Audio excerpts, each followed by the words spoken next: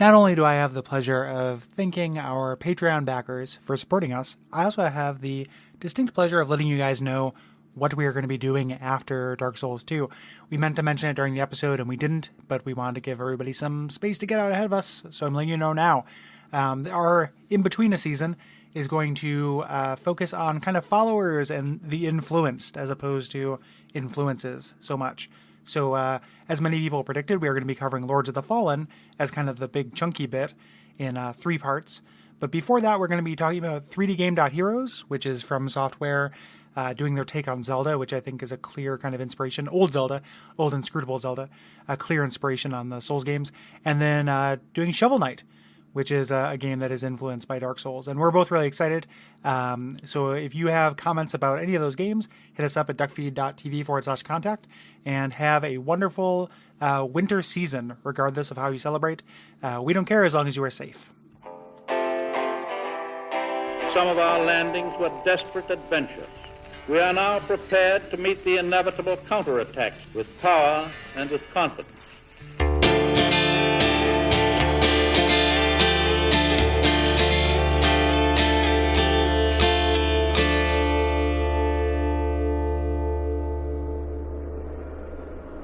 This land is barren, cursed by the old chaos. It gave birth to atrocities, and the people fled in fear. Until our Lord, the Ivory King, came. My name is Gary Butterfield. My name is Kole Ross. And I'm Alex Briggs. And you're listening to Bonfireside Chat. It is a cursed favorite. And this week we are rounding out the Lost Crowns trilogy by talking about the Crown of the Ivory King in DLC. And as you heard, we're joined by Alex Briggs of the There You Are podcast. Hi, Alex. Hey, how's it going? It's going great. Happy to have you. And happy to be here, sir. Yeah. We're all happy. Let's all get on the same page as far as let's synchronize our joyometers. We're very happy to have Alex. Alex, do you want to say a little bit about who you are, where you are on the internet, and then just kind of talk about what brought you to this, what brought you to Souls, and the like? Sure. Well, as Kole mentioned, co-host of the There You Are podcast. We've had a little bit of pod fade since I moved to Europe. I did not used to live in Europe, as you can tell. I'm very much an American person. I could drift into Canadian. I don't know. But we're working on a new project right now. I actually am relatively recent to the Soulsverse. I downloaded the first Dark Souls when it was given away as a Games for Gold game on Xbox Live, and kind of found your show and listened to it as I played through, which was a really nice, companion for discovering this incredibly dense thing that I had no hope of understanding. And then I was just like, oh, this is the best. I was completely hooked and sunk in, and just now other video games seem crappier in comparison.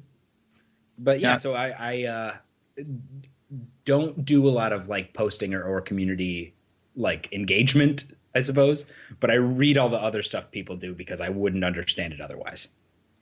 Our friend Bob says that playing Dark Souls is like getting the glasses from They Live. And that's 100% true. It's oh, okay, games are garbage.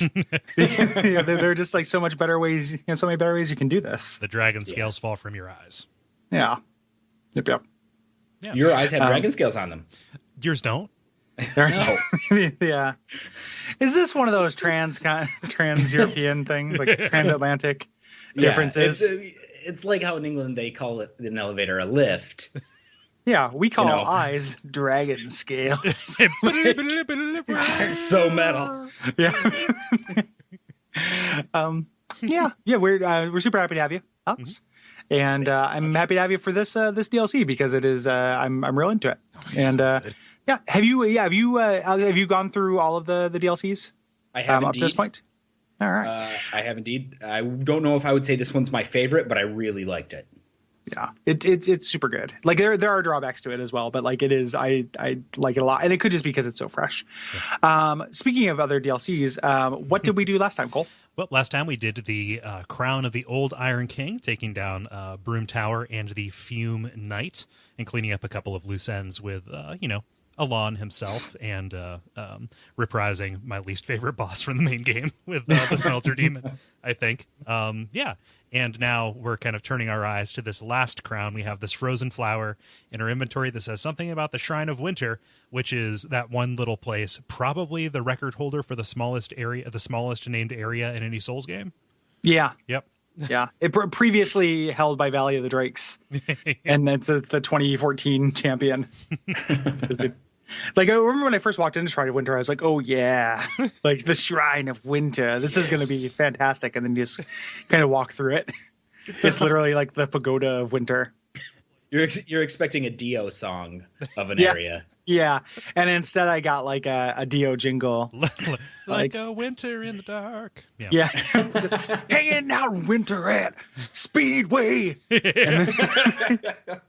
Bloodborne's just going to have a named elevator. Yeah, that would be hilarious. Like I would really be like, like the lift of despair. Yeah. And then when you get off, it just, becomes like the Alchemist Cove or whatever the kind of stuff we're going to run into in Bloodborne. That would be very funny. So the Ivory King area. So what we know about the Ivory King, he's one of the most powerful knights in Ferosa, and he discovered this horrible flame that consumed everything in its path and built a castle on top of it to protect his kingdom and to kind of, I get the impression, to protect the rest of the world. Mm-hmm. This flame was the Old Chaos, and the city formed around him, and a fragment of Manus again, Alsana this time, came to him and became his bride. Yes, Alsana being, of course, the fear of humanity, right? Mm-hmm. And or not the fear of humanity, like I'm afraid of Americans' fear of humanity, but like humanity's fear. Yes, humanity's fear. There we go. Very, very pro marriage. These DLC. It is the foundation for a healthy family. No, I don't believe that. But when what's his name, the Ivory King, who was unnamed, sensed that his soul's power was fading, he sought to have one last hurrah and plunged into the heart of chaos, kind of leaving his kingdom and this whole machine to protect Alsana, behind to Alsana herself. And this kind of act of selflessness and generosity kind of converted her. Mm-hmm. Right, from being a schemer like she would want to be as a daughter of chaos or as a piece of chaos, of the abyss, and now she kind of stays behind, sealing in this old chaos herself. Yeah, there's some of it. We'll talk about it. Some of the timeline stuff I'm not totally sure about, like whether she was always, because he valued her immensely before she even made this. The sacrifice, or before he made the sacrifice. So I don't know if it is like, is there something that explicitly says that like this is the turning point for her, or is that just a supposition you made? That is something that is alluded to in the text of some item descriptions. But the idea is whether or not this was a turning point, she saw what a beneficent leader he was, what a benevolent leader he was. And this kind of led her to believe that she would want to be on his side as opposed to working to undermine him. Right on. Yeah, they're other inside Manus.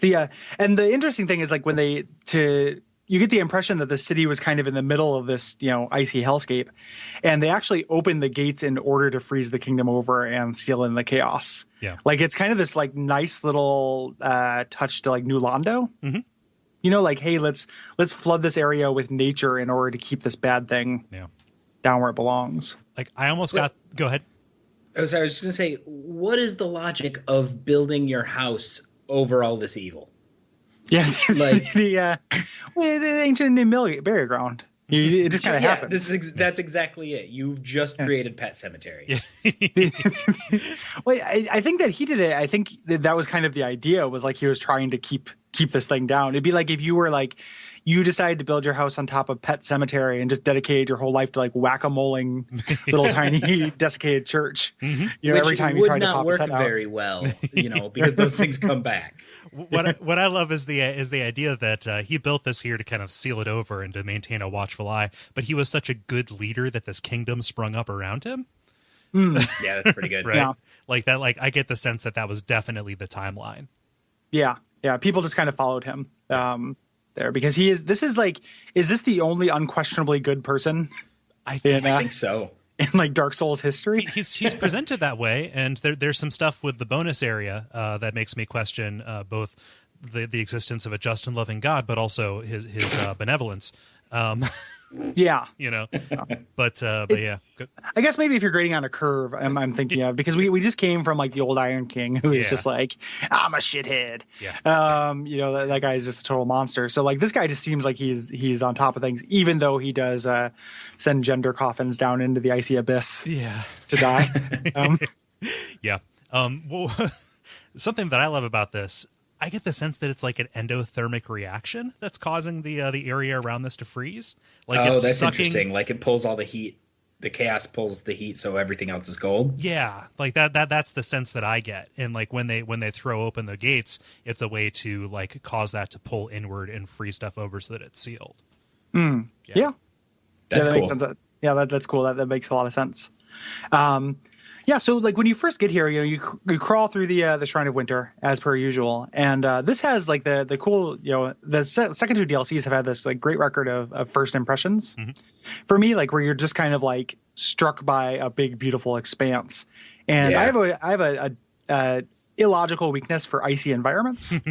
Like I just think this like looks aesthetically awesome. Mm-hmm. Looks aesthetically, just to make sure you don't think I'm saying it looks auditorially awesome. I love the aesthetic. Intellectually awesome. Yeah, it just looks it looks awesome and intellectually. Mm-hmm. I just think this looks great. Like it just I thought it was real badass. I'm like, oh, I want to go through this castle, like exploring castles. Like immediately this hit a lot of right notes for me. Mm-hmm. And you're in this snowy expanse. And one of the first soapstone messages I ran into said, try rolling. And I was like, okay. And I did it. And then your guy gets up totally head to toe covered in snow. Yep. And it's awesome. Yeah. Like you just look really cool. Do we know if that has any, an effect on the durability of your equipment? I don't think it does. I think it's just cosmetic. Okay. I found my items breaking more here than they have in other places, and the area didn't feel as long or like any appreciably longer than other locations. So that just seemed weird to me. I wonder the if enemies could just do it too. Oh yeah, like the enemies could just have do more kind of equipment damage. Yeah, yeah. I've never read anything that the snow affects it. Mm-hmm. Your durability, but it's possible. Yeah, it would be nice if it made you a little bit slower or something.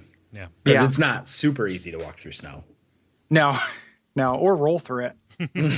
As it were. And when I went through here, I had to go through with my like New Game Plus Hexcaster who's wearing the Lion Mage set. So like she was real skimpy, real skimpy outfit, and I felt real bad for her, just like getting covered in snow all over like her bare legs and bare abdomen.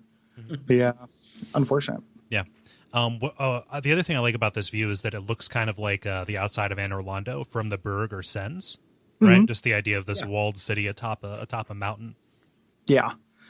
Even though like I don't feel like this is necessarily like there's that whole like we were joking about it off mic, but there's like the Dark Souls lore on the Dark Souls 2 lore on the internet thing where it's like everything is Anor Londo, and like I read tons of stuff that's like no, this is definitely Anor Londo. It's like it's a gigantic castle city designed by the same people. Yep. Yeah.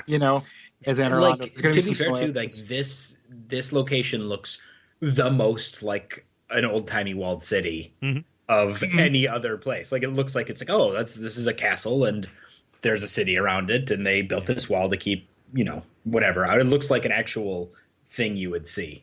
Yeah. It would be equally fair, at least from certain vantage points, to call this, it's Boletaria. Right? Like there are just a ton of design touchstones that, if they did it intentionally, it is firmly tongue in cheek.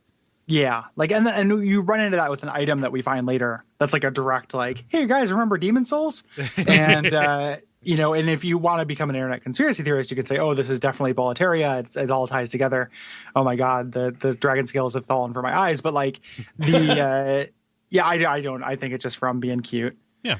I like that this DLC has an NPC in it that's not explicitly hostile, which kind of happens. Like in the last one, we had the daughter of Manus talk to us, but this time she's legible. Mm-hmm. And it's Alsama. So as soon as you're kind of heading up, you hear this voice that says, turn back, the old chaos hungers still. And just keeps kind of warning you. Yep. And then that terrified me. Yeah. It's so foreboding. I was like, I can't turn back. This is a video game. Yeah. But I really want to. Yeah. There's a stop sign at the beginning of It's like Spec Ops. Also terrifying is what she does. Like she cracks the front gates, and these, all I can call them is blood vessels of ice just spring out like snakes. Yeah. Is that what you thought they were, like blood vessels? I mean, no, not to spoil anything, but when I saw that, I was like, oh, that's definitely the, what's it called? The bed of chaos. Like that looks like the branches on the bed of chaos. Yeah. And they're doing that on purpose. Like they show that visual image and then they say the old chaos, and it's supposed to hit this like real like, oh well, yeah, okay. And that pays off in a big way, which is awesome. I thought for sure that ice was just going to keep going and insta kill me. Yeah. I was like, oh, I'm just right next to this bonfire. It's just going to kill me right here. Well, fuck you, Dark Souls. It's composed just like the dragon attack in Aldia's. Yeah. Right. Yep. Mm-hmm.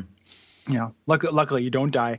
And you kind of head in through this gigantic gate here, and I was lucky that I did not go left, which like a lot of people do, I guess, and I just didn't even see that. Oh, like my first time through, like I just went right because you have to choose left or right, and decided to go right, and then just didn't even have this encounter the first time through. Yeah, that you can have. Well, I saw this gigantic cathedral in the distance, and I was like, oh, that seems like a goal to me. So that's why I went that way. Yeah. Did you end up facing invisible Ava, Alex? I did, but it was a long time after this. Like whenever there's a branching path and I take one, the path not taken sits in the back of my brain saying, but what if there's something awesome down there? and so like I explored for, like an hour or something, like just wandering around and fighting and dying and stuff. And then I was like, I think it's time. And then walked in and I was like, oh, this is definitely a boss area. And I am not ready to do that. And got killed immediately. I started watching speedruns after I finished this and watched the all bosses one. And they definitely fight Ava now. Like you fight Ava right away, which is really, really impressive. Yeah. So we're going to talk about Ava more later, but if you go to the left, you get racked by this kind of invisible snarling thing, and you get warned off it. Alsana tells you, like, watch out for Ava. Yep. And you should. You guys have a podcast called Watch Out for Ava, right? Yeah, exactly. It's our sequel. It's very specific. Yep.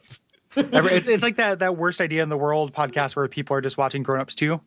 Like every week, we're just going to fight Ava once a week and then try to come up with something new to talk about it for a year.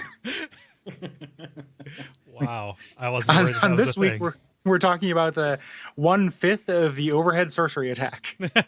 The third. Okay. The fourth statue down on the right. I was disappointed compared to the third statue down.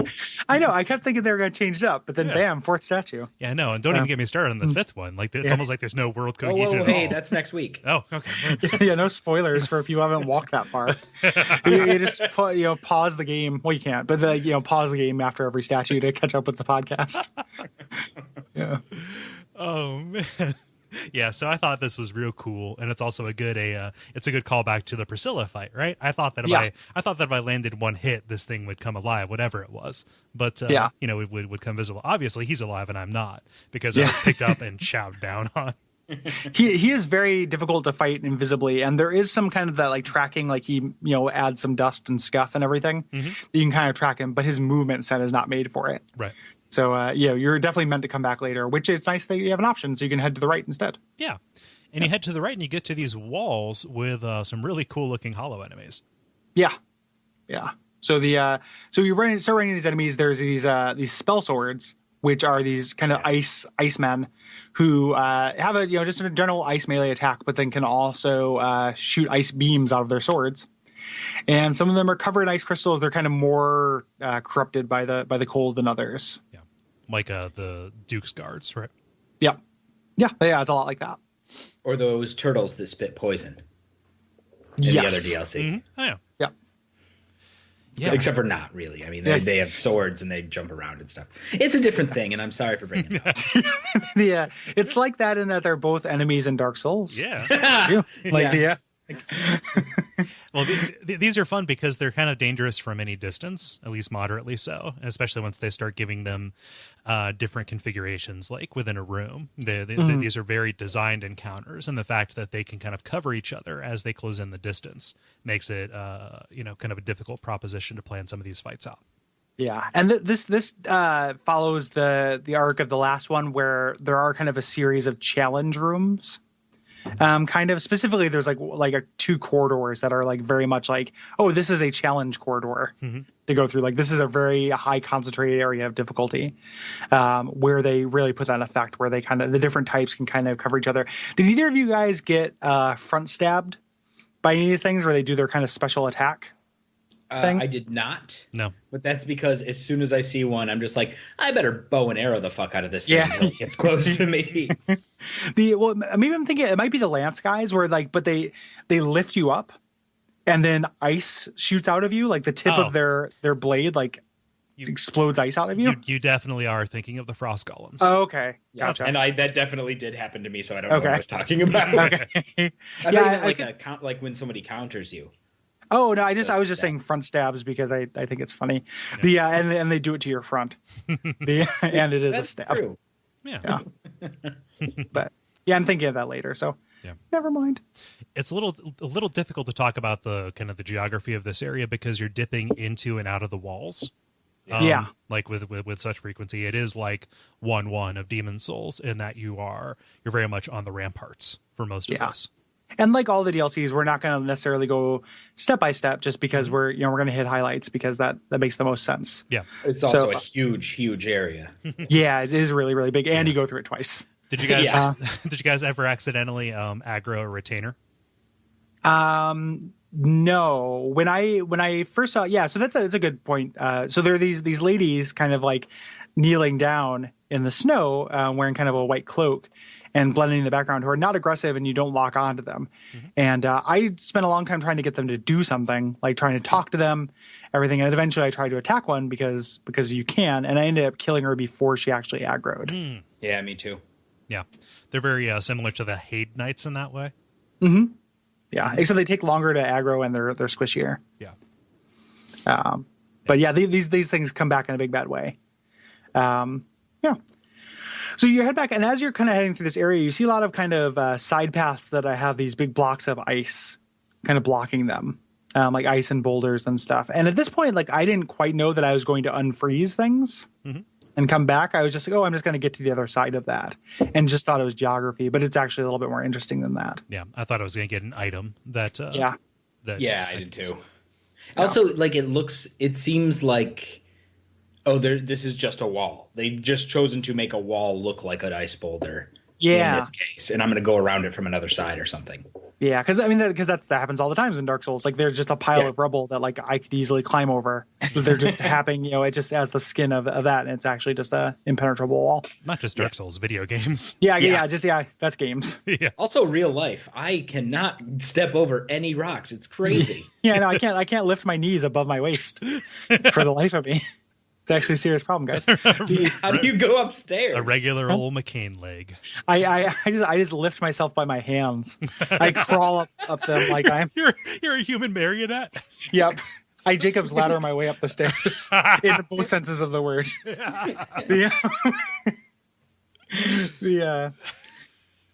This first area with the fountain, I think, is one of the first kind of challenge zones here because they're using that cover really effectively here. With the guys that, because everyone can kind of shoot. There's like a caster, like the one who's more covered with ice, who's more kind of leans more heavily on the ice bullets. And you have to, like, the only way I was able to get through this, like if I kind of dove in, I kept getting torn apart, but I would just lure people back. Like I was going straight up, like first time through Dark Souls 1, like I need to pull enemies strats on this. And that was kind of how I got through this area. Yeah. They have a very short follow distance in this DLC, it feels like. Yeah, you can just go right back into that hallway and they back off. Yeah. So super short leashes. Yeah. And this is, I'm not going to spoil this, but this encounter definitely changes later on. Right? Yeah. And so that's one of the cool things about the design of this level is that both iterations of it that you play are challenging in different ways. Right. Yeah. Well, it's more like it gets like, I don't think it ever gets less challenging. Right. I think it just kind of ups like, hey, you made it through this area. Now here it is with some additional enemies, which is like classic game design stuff. Like, you've dealt with Goombas, now deal with Goombas and turtles. But it is these turtles have wings now. Yeah, exactly. It's turtle, yeah. These squids are flying. But it is significantly harder. So which is pretty cool. Yeah. Also, for some reason, I love me a frozen fountain, as a centerpiece for this area. It's like, oh, that's pretty cool. If I was ever like a billionaire, like I would just have a frozen fountain. Yeah. Like just like internally cooled and just have like this kind of like overflowing fountain that time forgot. Frozen solid. Just maintain that way through wasted money. Hey, you got to waste your money somehow. Yeah. It's no worse than any other ideas. So this is a Brewster's Millions scenario. So. Have you considered helping the poor? I'm not going to say I didn't consider it. Gary, here's a question for you. Does the Brewster's Million reference get you anywhere in day-to-day life? Do you does it open up any secret clubs? Or I mean, he's knee deep in trim, so yeah, exactly. All that Brewster runoff fee, if that's what you're talking about. Because I will drop a BM.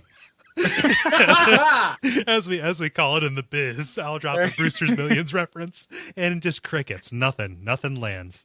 Yeah, I think it is a generational thing. Yeah, it's not like I'm not. It's an old movie. Like I'm not of the generation of Brewster's Millions. It's just it's just a really useful. I don't even like that movie that much. It's just a very useful if terrible. I need to waste money. Yep, it has some very problematic racial implications. Yeah. Yeah. So most people don't actually understand it. I usually do have to kind of explain it. I'm like a Brewster's missionary. Okay.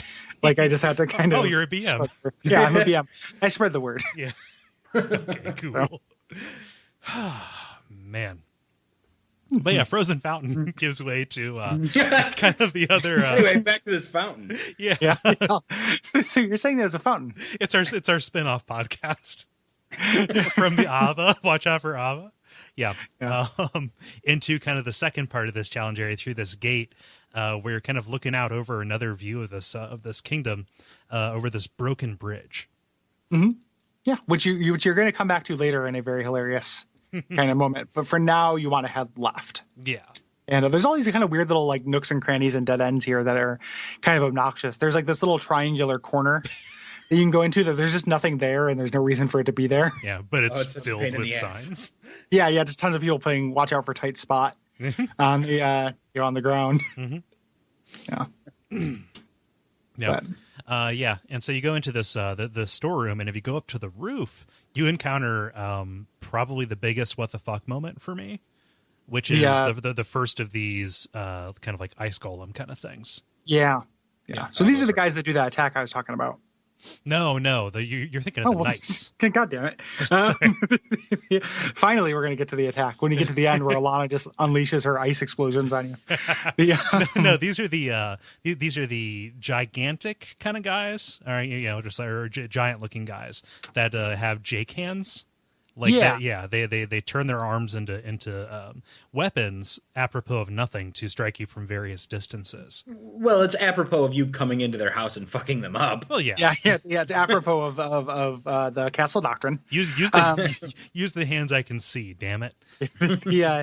Well, they're just like the crystal golems from Dark Souls 1, who do the same thing. Like they swing their arms and their hands morph out. Yeah. They also remind me of those ice golems from Kingsfield 4. A little bit. So it's nice to see those guys. Yeah. Those guys back. These guys are really tough. Yeah. And he is kind of standing guard over these chests that are frozen. And this was kind of the first inkling that I got that okay, this is I'm going to come back here, and by here I don't just mean like this particular place, but the whole stage. Yeah. Did you guys whip out the flame butterflies at any point? Mm-hmm. Yeah. No. Yeah, it doesn't work. You can't light a torch; it immediately goes out because it's too cold. Oh wait, but yeah. I was just trying to. I was like, I have to melt these. It's like Super Mario Brothers 3. Yeah, and you can light a torch inside. Yep. If you're in a thing, you can light the torch as soon as you walk outside. The wind blows it out. Yeah, it's the winds of Ilium Lois. Yeah, because this is in the middle of a blizzard. It doesn't look too much like it because you can kind of see, relatively close in front of you. You just think, okay, it's a limited skybox, but that is what's happening here. Yep. So yeah, we're gonna come back here. So if you head down to this, there's like a 3-way intersection at the end of this icy path that you can head down. There's different ways to go. There are some tunnels that have some kind of unfrozen hollows that are huddled in it. If you go forward, there's this door with these Zelda torches around it. But again, you can't light torches because of the blizzard. Right. And if you go right, you encounter something that is pretty peculiar to this, the one-way bonfire. Yeah. Yeah. Yeah. Yeah, that almost never happens in these because I mean it happens a couple times, and because you can warp bonfires, it's not a big deal. But like, this was a really welcome bonfire for me at this point because I found this DLC very difficult. Yeah. And I was, because there are so many branching paths. Like, I did not go to the Zelda torches at this point, and I was like, I need to get back to those Zelda torches. Yep. But then eventually, I just kind of figured out I'm going to be spending a lot of time here anyway. Yeah. Going over and over it. See, when you're as bad at this game as I am, you just know you're going to spend a lot of time in every location. Yeah. Everything can wait. Yeah. I'll get that on the 7th pass. It's just another one of those Dark Souls lessons. Patience. Yeah. Yeah. Here's another big challenge area, I think. Yeah. This kind of ice field with the this is the kind of series of like the path with the different hills, right? Yeah, yeah. It's like There are the multiple goals. terraced. Yeah. Yeah. Yeah. Yeah. So this is super tough. That might be my favorite of the little challenge areas. Yeah, it goes on for so long, and it's like it's so like every time I thought I was done, and they're like hidden guys. There's that hidden golem at the end, So many hiding behind the stairs. Yeah. Yeah. But they're pretty easy to pull one at a time too, though. Like if you take your time and kind of draw them out. Yeah, it is. This is a real like lesson in don't rush, which is a lesson they tell us all the time in Dark Souls. But this is it's underlined here. Yeah. And there's a pretty cool item if you venture back out over top of our favorite fountain in the game, which is the Ring of the Embedded, which I have no idea why it's here. I don't know why it's here either. And I was like, I remember when I ran into the Embedded, I'm like, there's got to be more to this guy, and this does not really answer that. No. So Raises more questions, one might say. Yeah. All that I can think is that this is like a remnant of one of Vendrick's excursions into this place. Yeah. Because I buy that. Go ahead. I'm sorry. You want to put a marker? This is sloppy. Sloppy Okay. podcasting. I apologize. Go ahead, Cole. I didn't mean to cut you off. Okay. Because presumably, like all of these, we are following in his footsteps to a certain degree, right? Like I think that would make sense just because the other ones have done that. But this is, out of all the DLCs, there's the least evidence of Vendrick in this one. Like, there's so little that like shows that he's been here. Like, and also like it'd be weird for him just to be like go up to his chain gimp up in the attic and then just like pull one chain from it and like, I believe I'll take this souvenir. As I head to Ferosa. Well, what's weird about the item description is that it implies that the chains are what make the embedded into slaves of pleasure. But there's like so everything else we know about the Embedded says like he chained himself up, right? Doesn't it say like he did that to himself because he wanted to have sex with that Milfanito, or like he was too tempted by desire? Yeah, he was like he tied himself up like a werewolf in order to protect those around him from his lusts. Yeah, maybe it's like a Hellraiser situation where like you have these chains, but you're just so compelled, you just can't help yourself that you have to. Open a doorway to hell or something. Open the box of Dagoth or whatever. Yeah. It's like he decided to tie himself up. He was like a regularly ensorcelled by lust guy, like we've all been. And he's like, I'm gonna tie myself up. He was 19. Yeah, he was 19. He's jerking it like 10 times a day, and he's just like, I cannot handle this shit. I need to get some chains. Take a break because it's raw. Yeah, he can't. Exactly. He's experimenting with different kinds of lubes. It's awful. And then he reaches for any old chain, and oops, they happen to be the chains of the Embedded, and he gets like the power of double horny. And then he's like super ensorcelled by lust. Yeah. Or he used regular chains and they became the chains of Embedded after his, And, are you trying to say he rubbed off on them? Yeah. Several times. That was the problem. Yeah. Yeah. Just the stickiest chains. Yeah. That is why Vendrick puts that up in the attic. Like, we don't go in there. That's why the elevator is so long, is to discourage visitors from his haunted masturbation shack. He also threw out the sheets instead of washing them. The chains are the sheets. They've just become stiffened by time. It's Jared's jerk turret. Yeah. You went to Jared's. Don't do it. That's where you get this ring. Yep. It's a pretty neat ring. Guys, I think we've really decoded the lore around this ring. Yeah. What it does is it in exchange for taking some more damage from your enemies, you get stat boosts that are kind of inversely proportional to how high the related stats are. Yeah, it's the SL Soul Level 1 ring. Yeah. It is what you want for Soul Level 1 because you're going to get one hit anyway, and it's going to boost your stats quite a bit. Yeah. So you can wear some equipment. I was really surprised to find this here Yeah. When I first did. So now the Rampart Golems. Yes. Okay. These Final. look like Jesus Christ. These look like Frozen Overnights. These are your regular animated suits of armor that have taken on kind of a frost aspect from sitting around here. And Gary, I think you'll be surprised to hear they do an attack where they stab you and hoist you up, and then ice crystals form and stab you. They front stab you? Yeah, they front stab you with ice crystals. Okay, as long as you get front stab, that's all Yeah. I care about. Yeah. You might want to Thank set goodness. your sights a little higher. Yeah. There's that we have this note here where it says like this lever that you can pull brings this elevator up full of debris. It's not debris, it's sex change coffins. Oh. Oh, is that Like what those- I knew they were coffins, but I didn't know they were sex change coffins. They're, at least it's the same model as the sex change coffin from the beach. Huh. And like so that like I don't even want to try to dive into the lore implications of like the sex change coffins come from Alien Lois. But Do you think that was their major export?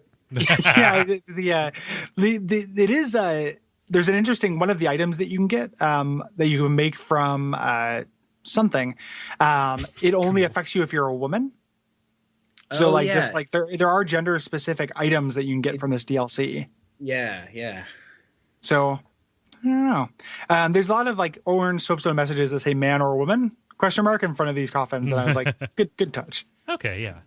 Yeah, I didn't pick that up. I spotted the coffins later on, but Yeah, it's the same model, same coffin.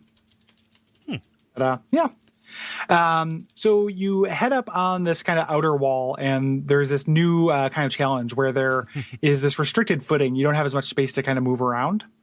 And what you find up here when you're talking about going through that coffin elevator is that Demon Souls reference, the North Order set, which looks exactly like Sage Freak's gear. If you look at them side by side, it's like, oh, you're dressing up as Sage Freak. huh.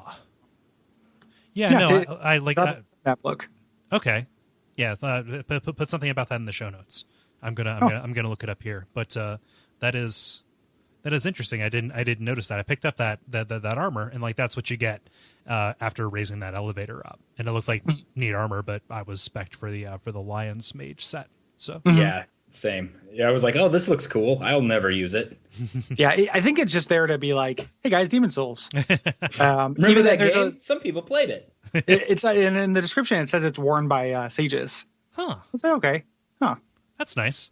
Yeah, thanks, From. This did you guys find this invisible ladder? Thanks to No. a soapstone sign. Yeah, me too. And it was just like try climb or something like that. And I was like, oh, and I clicked the button and then immediately started going up an invisible ladder. And I was like, holy shit! Like that's some next level hidden stuff. Like how many other invisible ladders have I missed on the way here? You go back into Kingsfield wall humping mode. Yeah, just click on everything. Yeah. Pretty crazy. Yeah, it gets you a pretty cool miracle. The splintered thunderbolt. Yeah, splintering lightning spear. Yeah. Yep. I know what I said. You're on notice, Ross. Yeah. Also, kind of a Demon Souls feel is this whole field of ballista. Yeah. I said Also yes, full I've never of. played Demon Souls. I'm sorry. Oh, that's Oh, fine. yeah. You should. I you was should just play it, buddy. agreed with you. I was like, yeah, of course it is. Yeah. You should check it out. You'll like it. I would have to buy a PlayStation, so that's probably out of the. Oh, you could join the club of like me and several other people who listen to the show who have bought a PlayStation 3 exclusively for Demon Souls. Oh Jesus! They will get cheaper, and then eventually your PC will be able to emulate PS3 in like 5 years. So you'll play it someday. Yeah. Oh, my PC's struggling mightily with Nintendo 64 right now, so it might be a little bit longer than 5 years. N64 emulation is terrible all around. Yeah. It is. I just really, really missed Mario Tennis. Yeah. There's also like that's one of the few games that you can get a good controller for it too. Like I find that like a lot of times I'm playing games, the specific like I can't get a controller that works well with a configuration for N64. Mm-hmm. Yeah. A few times I've done emulation for it. Yeah. So Yeah. Up here among the ballista, you have an invisible enemy who will even when he is visible is pretty tough. yeah. These the wall watchmen. Who are elite knights. They're just kind of humanoid enemies, but it's another invisible enemy, and this one's not behind a fog wall. So again, it's kind of funneling you to go away from the invisible things. Yeah. Run away from the death. Yeah. Yep. And the you head back inward instead of going towards the invisible death. Right. Towards this kind of glowing structure that you can see from the inside of the front gate, right? Like it's calling to you a little bit. It's like out in the middle of the field there, and this ends up being kind of a Lenin-esque corpse display room, Yep. for lack of a better word. Well, it's exactly what that is, and like the lore too. Like when you learn about what this thing is, this priestess's eye, you pull out of the skeleton, which like is not not the nicest thing to do. No, It's very impolite. the skeleton's lucky to have that eye. Yeah. Skeletons need to be able to see. But what this is like these priestess in this culture, you had this ability to see the unseen or what have you. And this order of priestesses, when you came of age or became, rose in the clergy, you would pluck out your own eye and put this eye in its place to allow you to see things like straight up torment style. Yeah. Which is pretty metal and awesome. But you just get to carry it around in your pocket, which made me think like, why didn't they think of that? Like I can see all this shit and I didn't put it in my eye. It's the sacrifice, right? Why did the assassins of old, according to Ubisoft, cut off their finger so they could use the blade? I don't know. I don't know either. You can take your Assassin's Creed Redemption Emancipation, stuff it. The Assassin's Creed redundant. Yeah, that's good. I really do want to see Assassin's Creed Emancipation made, though. Ever since we goofed on that, it's like it may as well. Like any kind of just word that has 3 syllables, they'll add as a subtitle to an Assassin's Creed game. Yeah. So, man, but now that you have this, the structure stops glowing. And you can kind of proceed forward, assured, at least for now, that you will not see any invisible enemies. Or you will see all visible enemies. You know what I mean? Yes. I know what I know what you said. You got the glasses from They Live. Yeah, exactly. Now everybody's telling you to consume. It was really weird that the optional boss of this was Keith David. Yeah, the fight just went on fucking forever. Yeah. So you kind of continue through now with your newfound superpowers, but you don't quite use it just yet. Right. Like it doesn't come up all that often. You got some other kind of business to go through first, including this like really amazing set piece with this room with the 5 chests and the mimic half frozen in attack mode. I love it. That is beautiful. It's so good. so good. And then you say it says you're invaded. So you're like, okay, you look around for the invader, nothing happens. And you kind of continue walking around, and you go through quite a bit of stuff. It's like this whole tower. Yep, like he doesn't attack until you get to this treasure chest, and this is so good. Like this is such a good moment because the invaders use Chameleon to guard a chest full of silver talismans that allow you to use Chameleon.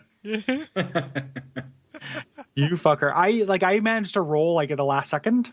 Like I think he still killed me my first time through, just because I didn't I wasn't fully healed because there weren't enemies around or something like that. But I managed to roll and avoid his backstab at first, but then got killed in that tight corridor. Yeah, by him. I was very lucky to see a soapstone message.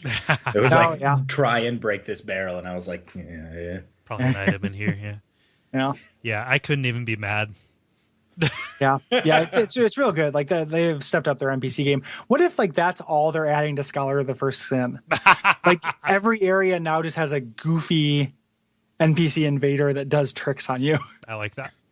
I think it had nothing to the lore, but it would be so like I would love to see just how they do it.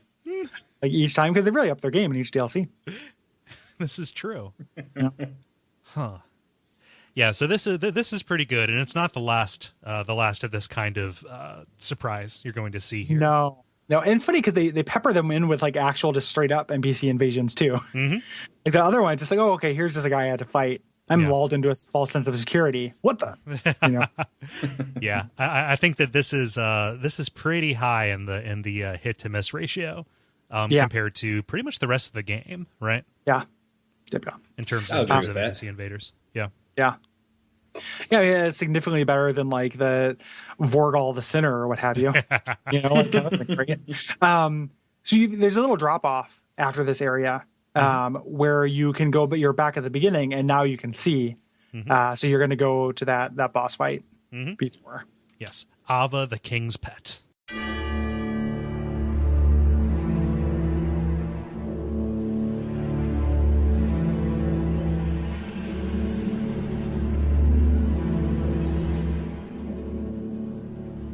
Mm-hmm. Yeah. I genuinely expected to hear the music just now, and when it didn't happen, I was a little disappointed. We'll fix it in post. Oh yeah. How weird would it be if you were listening and we do that live? Like if after Kole said "Ava the King's Pet," you just heard us like tuning up instruments and like, yeah. All right. I mean, it might make it easier to edit. Yeah, and Ava, my dear. Yeah. I could legit do that if you wanted me to. I would just need to buy like an iPhone with a sound, or use a soundboard program on my iPhone. But yeah, like you're on to us, Alex, because I dropped a marker there for Gary to put in the music. Yeah, after saying the name of the boss.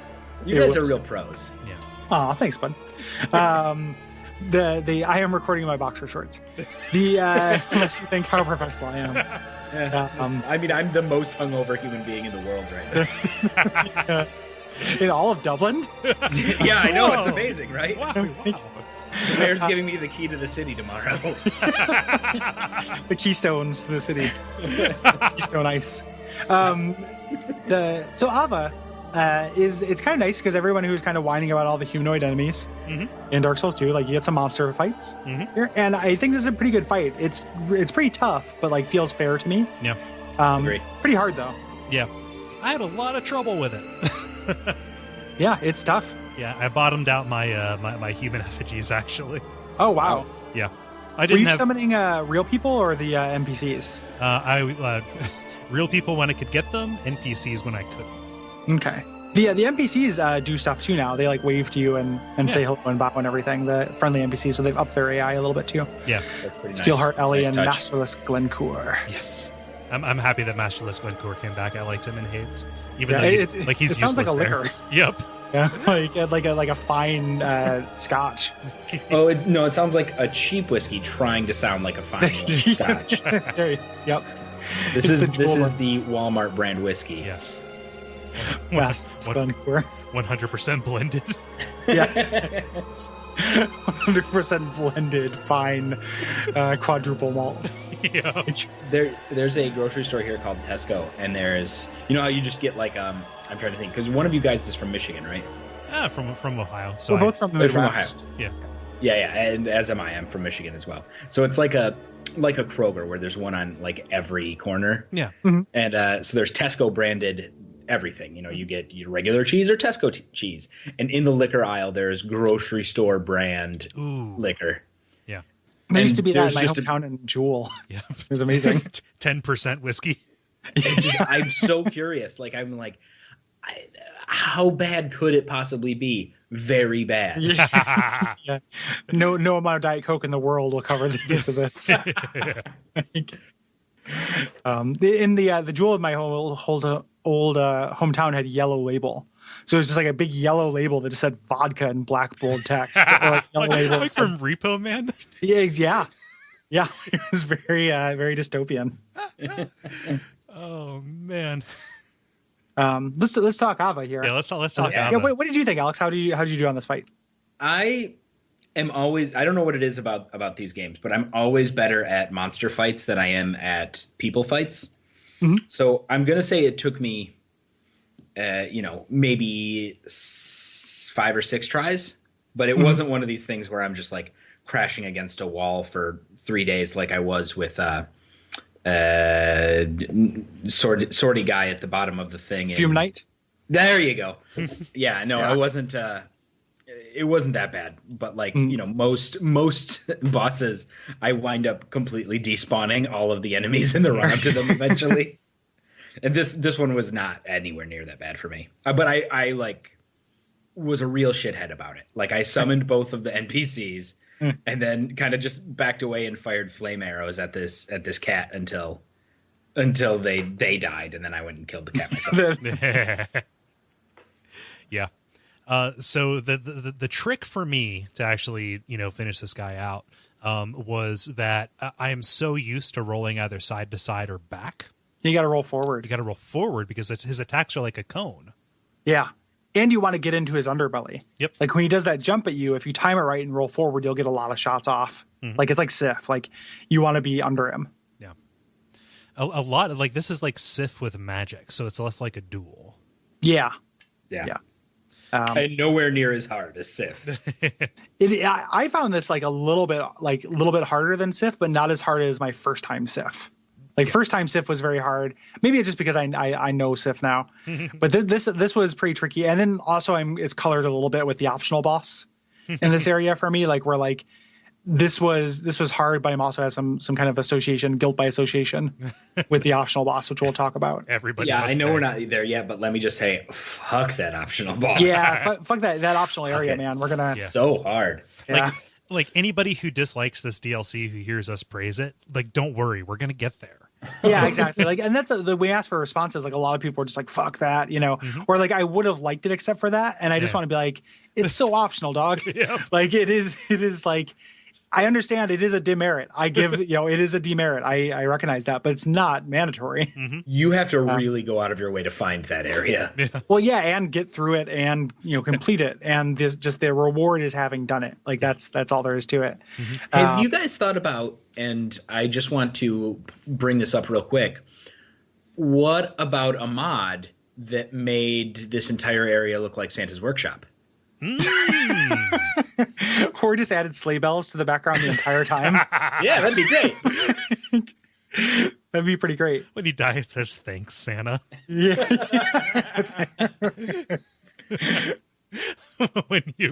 when you summon into somebody's world to be an invader, it says you've been naughty.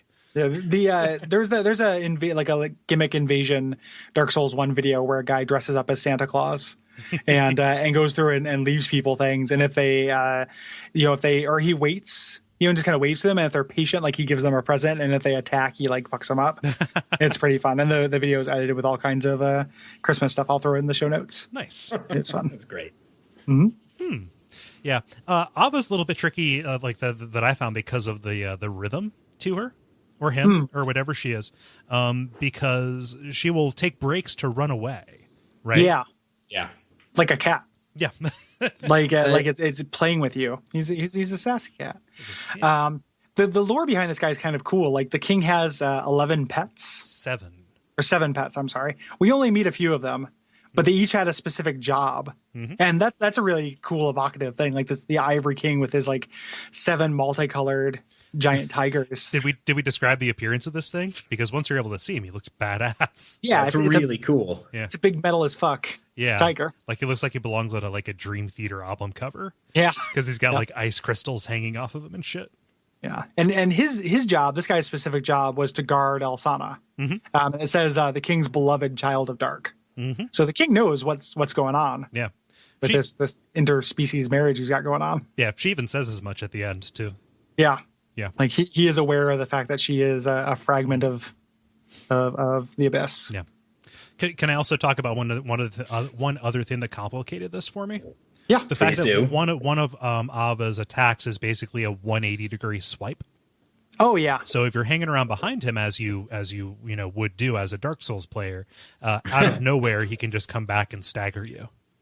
Yeah, it is another one of those like from designing to what you're going to do. So like it knows you're going to try to get behind him. Yeah. You give him a counter for that. And like it took me a while to figure that out too. And I would come in through the flanks, and that's not really great either. And really you want to be under him. Yeah. Like you really want to be at a soft underbelly. Yeah. His swipes are super easy to dodge though. Like, Yeah, well, I guess I should ask, did you guys have fast rolling guys for this? yeah. I always do Dark Souls with fast roll. Yeah. Exclusively. And I think they're really easy to dodge, except for there's the one that's like it's like a late dodge. Yeah. That one, it took me a little while to figure out the timing of, but once I did, I got it.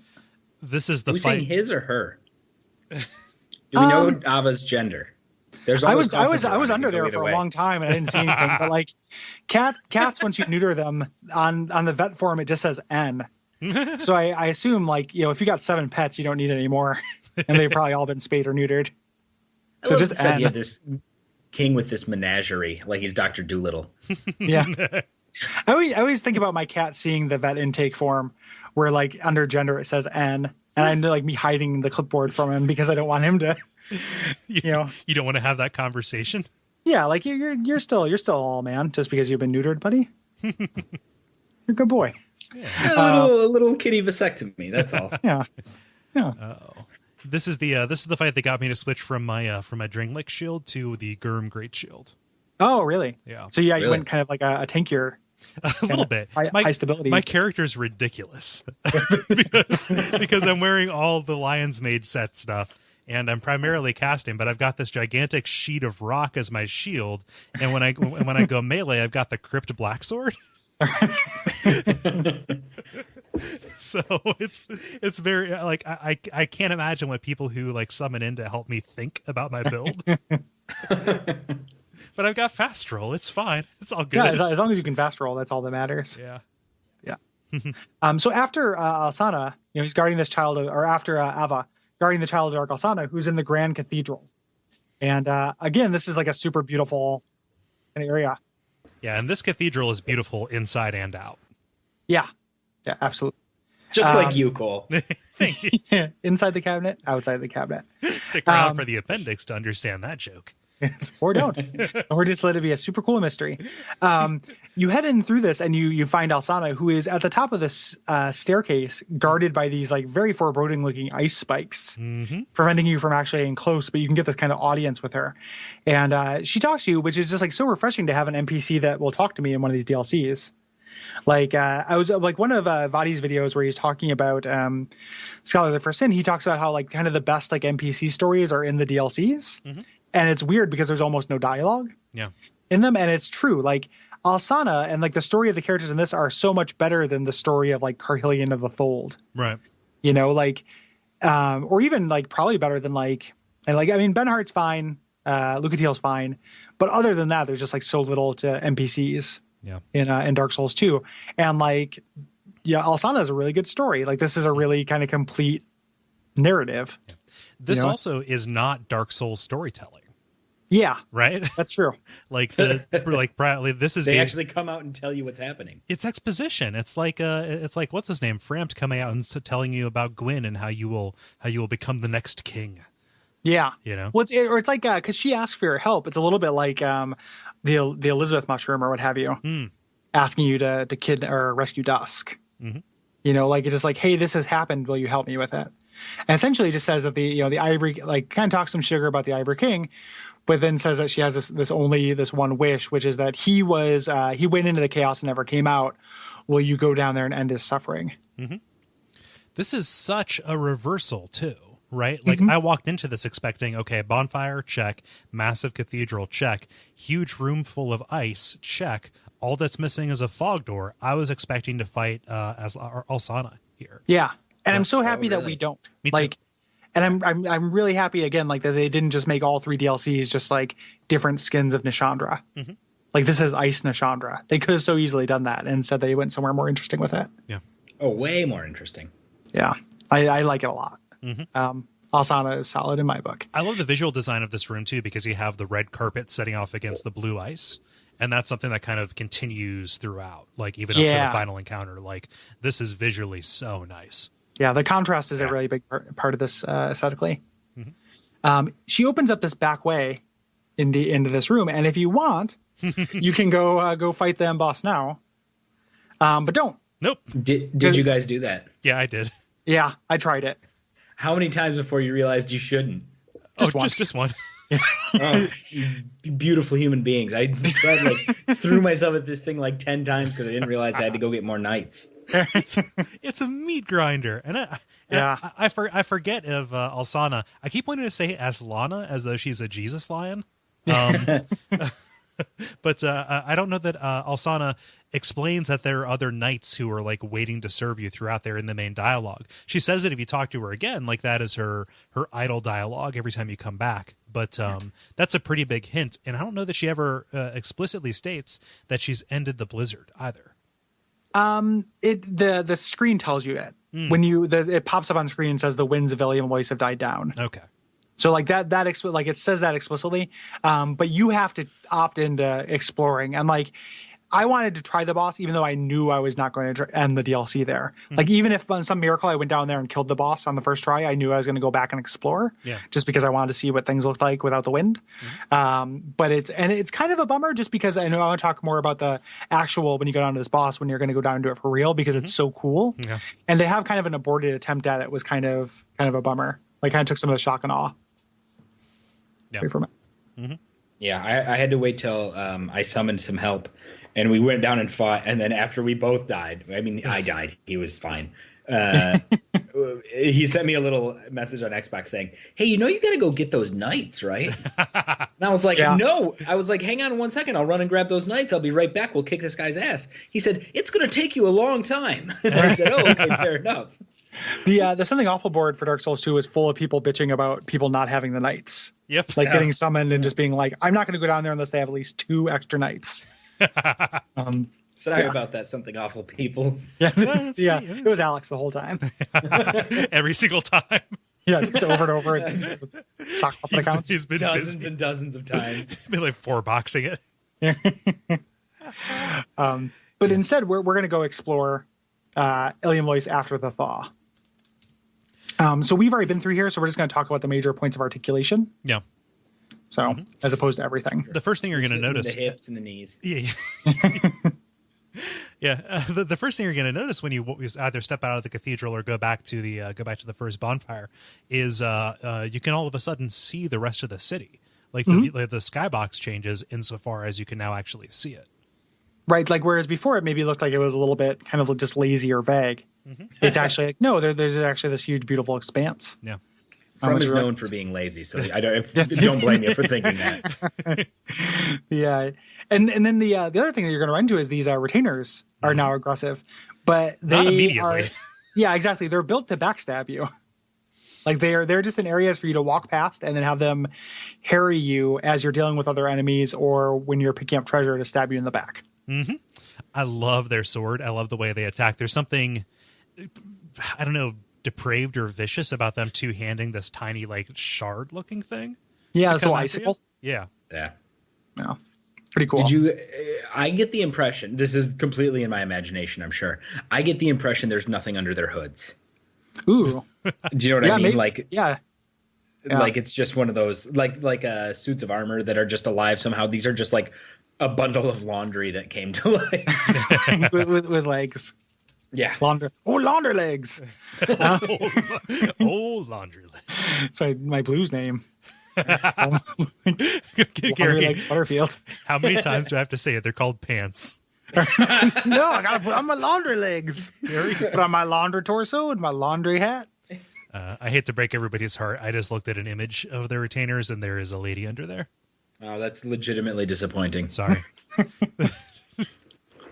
I mean, it should only be a minor edit to the fan fiction, so we're good. We're still on schedule, guys. How I fell in love with a no-faced woman. The no-faced woman meets One Direction, and then things get really crazy. Because some say it goes off the rails. Yeah. But these really, if you're not expecting them to stand up, and if you're just, live and let live, then they will complicate what is already a more difficult set of encounters as new enemies are unfrozen or as cover kind of goes away, especially here in the early going. Mm-hmm. Right. So the winning strategy is just to kill them every time you see them. However, you're not going to see them every time because they are so well camouflaged. Yeah. And they are kind of tucked away in little corners and the like.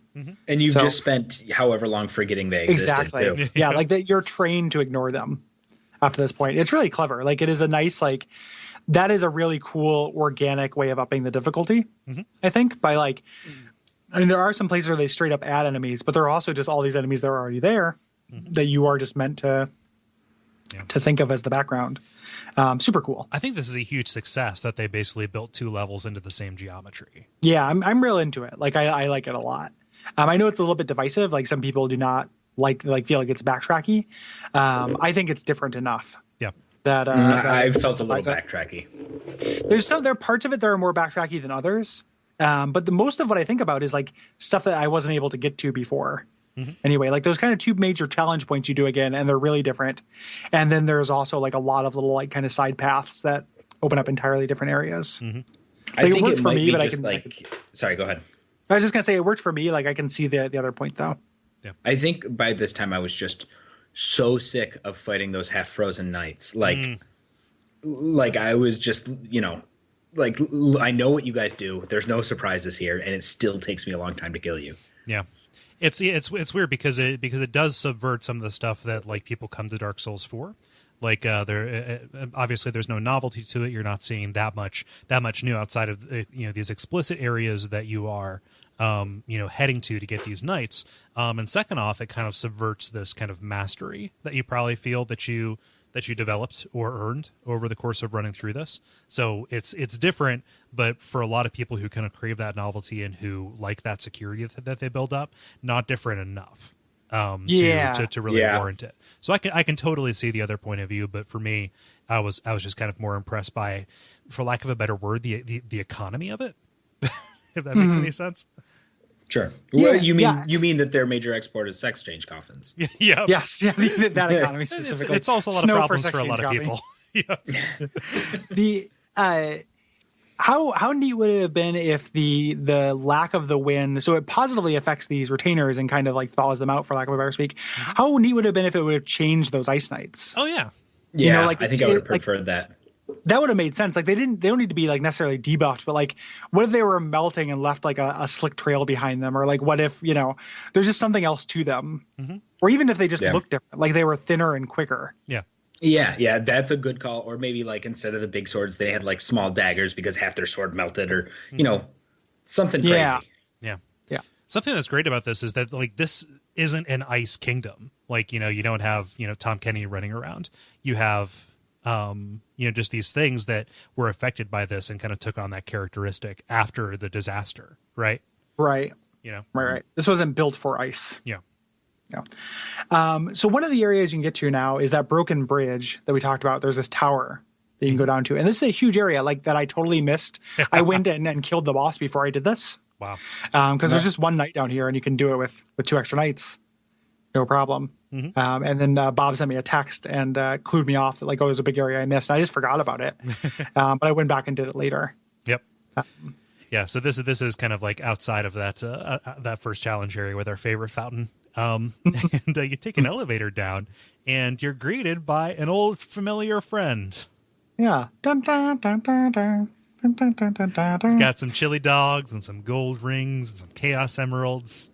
Yep, he's a little tiny Sonic the Bone Wheel. Sonic, they're like these Sonic the Hedgehog mixed with Bone Wheel skeletons. Yep. I was so excited to see these things, and then they killed me over and over and over again. They're so tough. They're really tough, and they kind of subvert Dark Souls things where they hurt you just from being next to you. Like they're so cold and spiky that like you don't want to get close to them at all. Yeah. And they're disarming. Like this goes to your, the point that you usually make, Gary. But the enemy design in this game is a lot goofier, right? Yeah, and I like that. Like I like how stupid these things look. Yeah, like. Do you think these are like the rats of Ilium Lois? Like, they just sort of live in and around the houses, and they feed on ice garbage or something. they're like the ice garbage. Yeah, they're like the owls in Futurama. Yeah. Or they could have also been like they came in from the outside too. They're huddling here for relative warmth. Right. So but what though I'm they are hearing ice is, creatures. yes, you think they're the rats. Yes. Yes, indeed. Yeah. Read between the lines, Alex. Did these animate weird for you guys? I don't remember them animating weird. No, yeah. They seem to run at a lower frame rate compared to everything else. So you would have everything else going at a smooth 60, and then they're like old timey Benny Hill animation. Again, Jacob's ratcheting Ladder. through. Yeah. Yeah. I don't know. It may have just been. I also didn't have a skybox over Drang Lake, so I don't want to say that as a categorical thing that is characteristic of them. But You might want to try restarting your computer. Okay, make sure it's plugged in. Yeah. No, that was my problem, guys. I didn't have any power. Yay. Oh. It was all theater of the mind. Yep. You're just reading the wiki and just thinking about it. You have a very, very rich imagination. Oh, I dreamed this into being. There's a Hexer Nikolai who pops up here.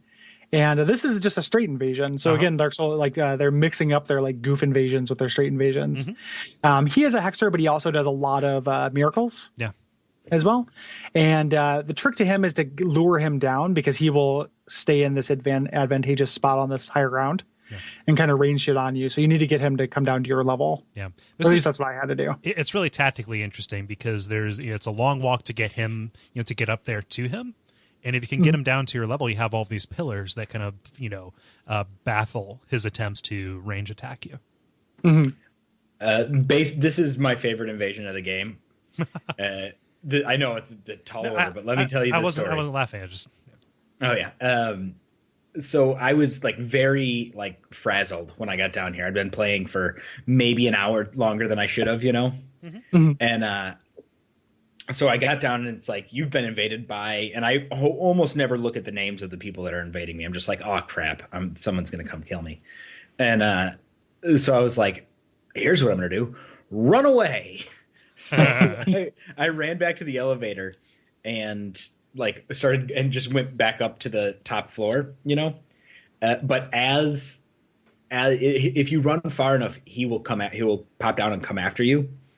And so I had this great moment of me on the elevator rising, him turning the corner and looking up at me just as he goes out of frame. I was like, eat a dick, invader. Persistent fucker. Yeah. For some reason there are forest spirits here too. Yep. Did you end up doing the optional content? Did you do the old abyss, Alex? Yeah. In the main game? Yeah. So these guys in are the main game. No, I did not do it in the main game. I bought it, but I haven't played through it yet.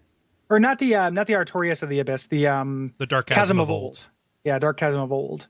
No, the Pilgrims of the Abyss. So that's where these guys are from. For some reason. These tree spirit things. Hear me out. I think they're coming here after Alsana to try and reclaim her.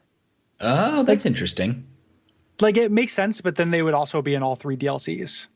They would be attracted to all of them, right? The other ones are serving their purpose. She has specifically gone rogue and is not serving the Abyss anymore.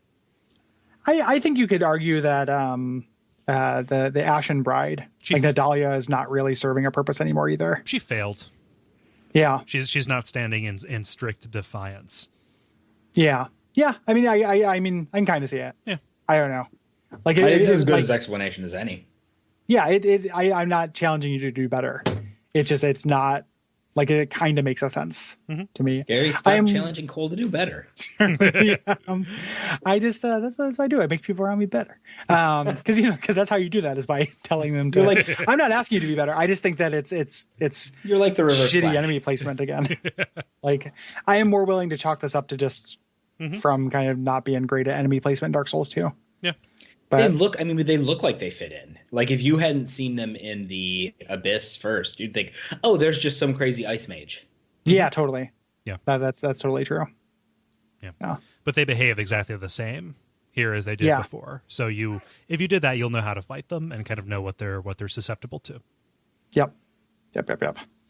Past here is this is amazing. I love this. Assassin Maldron makes another appearance. Yep. You don't get an invasion message for this guy. It's just an enemy. Oh no, he appears as a white phantom. waves at you, and he's like super nice, and he'll keep kind of like doing gestures at you to try to get you to turn your back. I get the sense that he's like a terrier, like a sheepdog, trying to like herd you toward like, hey, over here, there's a switch over here. Yeah. Well, ultimately, what he wants you to do, if you've pulled that lever before you go into him, is he wants to chase you down to where the covetous demon is and fight you there. But I've not fought him. Like, I just read that online. Like, I always ran into this guy before I ran into the lever. And then, so I was like, oh, I can lock onto this guy. Whoa. and then attack him. And then is like 20 minutes of Benny Hill obnoxious fighting of him just sprinting away from you, healing. And then as you approach him, throwing corrosive urns at you. Like, fuck this guy, man. It's so annoying. It's amazing. I stopped bothering after a while. I was like, I don't feel like chasing you anymore. I'm just going to go do the rest of this level. And he's fine with that. He just wants to fuck you up a little bit. But like, his main interest is in chaos, is not in it's not actually trying to defeat you. Yeah, I staggered him with a hit, and I was like, well, you're dead. Yeah. Yeah, I think he got a backstab off on me when I pulled the lever, though. Yeah, that's ultimately what he wants. Yeah. Fucking Maldron. Again, I really hope that Maldron just shows up in every area in Scholar of the First Sin. He's like new Maldrons. He's like, what's the name of the evil hex guy in Aldius? Oh, the Royal Sorcerer Navlin. Yes, he's like Navlin. Yeah. Except you don't unlock him by mistake. You just unlock him by turning on the game. Yes. Like by downloading the DLC. Yep. Yeah. You mentioned this covetous demon, and that's kind of where you're headed. You have to take a little detour through this big icy cave that has some soul items on the floor. I have no idea why there's a covetous demon here, because that's just a character. Yeah, that's why I'm like less willing to give them the benefit of the doubt for those snow mages, because right after that they had covetous demon, and like the covetous demon was a boss who had like a story. Like he was a guy who was obsessed with what's her head, Mytha. And like there's something to the covetous demon. This is just a snowy covetous demon.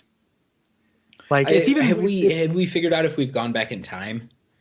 Maybe he was in a zoo or something there. Yeah, like that'd be an amazing like zoo exhibit. I just had like this flash of just kids staring at it, crying as he just kind of like tries to roll over onto his back. You have to like pay 25 cents to get a handful of hollowed corpses to feed him. Like the polar bear that tries to attack that Japanese girl and hits the glass. Yeah. And the poor, like exactly. I would want a big thick piece of glass between me and this dude if I was at the covetous zoo. I don't know if we're traveling through time or not, and like the question ends up being important later when we discover some really strong ties of this area to an earlier area in the game. Like it could be, they leave it open either way, because we know that this is near or related to Ferosa because of item descriptions and the Ivory King. So this could just be another kingdom. Yep. We just travel to. And like the idea that like, I think I said something about wondering whether we're going back in time, and someone on Facebook or someone in the comments corrected me and said, no, you're just going far away because these kingdoms are in ruin. And that could be true too. It's just, I don't know for sure. And it's an important question, because you do time travel a lot in these games, and like, and time almost doesn't matter at all. Like, all times exist and are the same. Yeah, it is not like it's. I could see both cases still. I'm probably falling a little bit on not time traveling at this point. Yeah. And this just being a different area, mostly because that supports my Dring Lake is not built on the ashes of Dark Souls 1, which has been my contention forever, because Ferosa is, or at least parts of it. Parts of it are. So I just like that interpretation better. That's all I'll go for. I mean, you can make it if you're traveling in time. You can kind of make it fit that the covetous demon is here. Like, people travel all over the place sometimes. And if you went to a different point of his demony life, he could have been, in Ferosa. He was wintering in Ferosa. Sure. And he loves to ski. As was the style at the time. Yeah, he just rolls down the hill. Yeah. I mean, the best I can figure would be that, there was another person who was similarly fixated and just went through the same transformation. It's just something that happens in this world. Yeah. Like if you get hungry enough, you just turn into Covetous Demon. Yeah. Yeah. I mean, it's not. I mean, it is the least satisfying explanation, but fuck if there's anything else. Yeah. You hear the old timer saying, "Oh, he's got the covet." Yeah. He came down with a touch of the consumption. Yeah. I guess it would just be the consumption, but different. Yeah. The consuming. Yep. It is, that makes as much sense as anything, but I'm still not quite in benefit of the doubt mode. Yeah. That it's not just like from needed an easy enemy to throw in here. I mean, there's another one that shows up too. Like they needed something that was formerly a boss, and it has that little bit of empowerment. Like this used to be a boss, and now you're just fighting him as a regular enemy. That's kind of fun, but we didn't want to totally reskin it. Yeah. I don't know. He's covered in snow, so he's white now. With So now is everybody with, who now rolls with around in the snow. Yes. Yeah, I'm covered in snow. Yeah, there's nothing to the fight or anything either. It's just like we fought this guy before. It's a bigger arena. Yeah. Did either of you get gobbled up by him this time? Is it different? Nope. I never. I was just curious. Oh, that'd be neat if it was different. He burps out an ice cube with you in it, like Captain America. It turns all of your gear into the gear from the spell swords. Yeah, that'd be amazing. Yeah. So you can kind of continue through past some more golems and ice rats, and you run into another enemy. Oh, but like this is the first time we've seen these particular golems, though. These giants. Yeah. The giant That's what I was mentioning. Is that after you get past the regular golems, we're running into these new golems. Yes. Yeah. And this is, I guess, when I mentioned that there wasn't a lot of evidence of Vendrick being here, I forgot about these guys. Yeah. So that's a big part. Mm-hmm. Yeah, we've seen these golems before. Like they're posted up in Drang Lake. This is the first time we fight them, though. Yeah. So these ones are pretty interesting, and they're really interesting environmentally. So like they're mostly static, but if you kill something near them, they absorb souls, which as a mechanic we know. But then they turn violent. So you are trying to, like, if you can kill the other enemies away from these, they will never aggro on you. And that's really cool. Like you have to be mindful of where you're dispatching enemies because you can make the fight more difficult. Yeah. And if you are proactive, you can actually kill them while they're dormant. Like they have health bars. They won't fight back.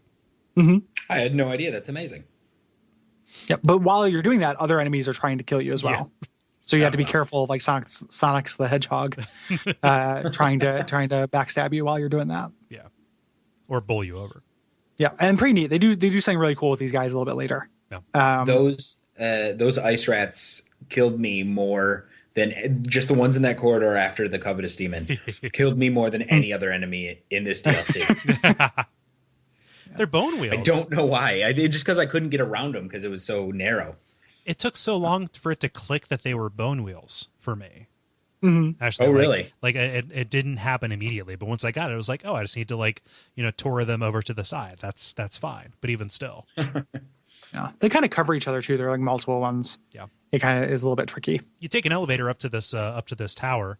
Finally, on the other side of this bridge, kind of like for want of a nail kind of thing. For want of 10 feet of bridge, you end up seeing like a whole other level inside this level. This is pretty cool too, because when you climb to the top of the tower, you find your first Lois Knight. Mm-hmm. Yeah. And they just, when you come in, they're just sitting on these chairs and they just sit up and then teleport out. Yeah. Like kind of give you a nod and teleport out. Mm-hmm. And that's why you did this whole section. Like that is the reward for going through Covetous Demon and going through Assassin Maldron and everything, is to collect these knights. So like in that way, they are adding a lot of kind of content to these areas because there's such a concrete reward at the end of them. And this is the first one we're going to get, but we're going to get all three. Yeah, for this thing, even though you can do it with any number of them. I think I beat it with 2 extra knights and then like an NPC. Yeah, summon, but having all 3 is definitely better. Yeah. This is also, correct me if I'm wrong, this is where you can do the snowball, right? Yes. Okay, cool. Talk about the snowball because I missed it and I only caught it in the notes.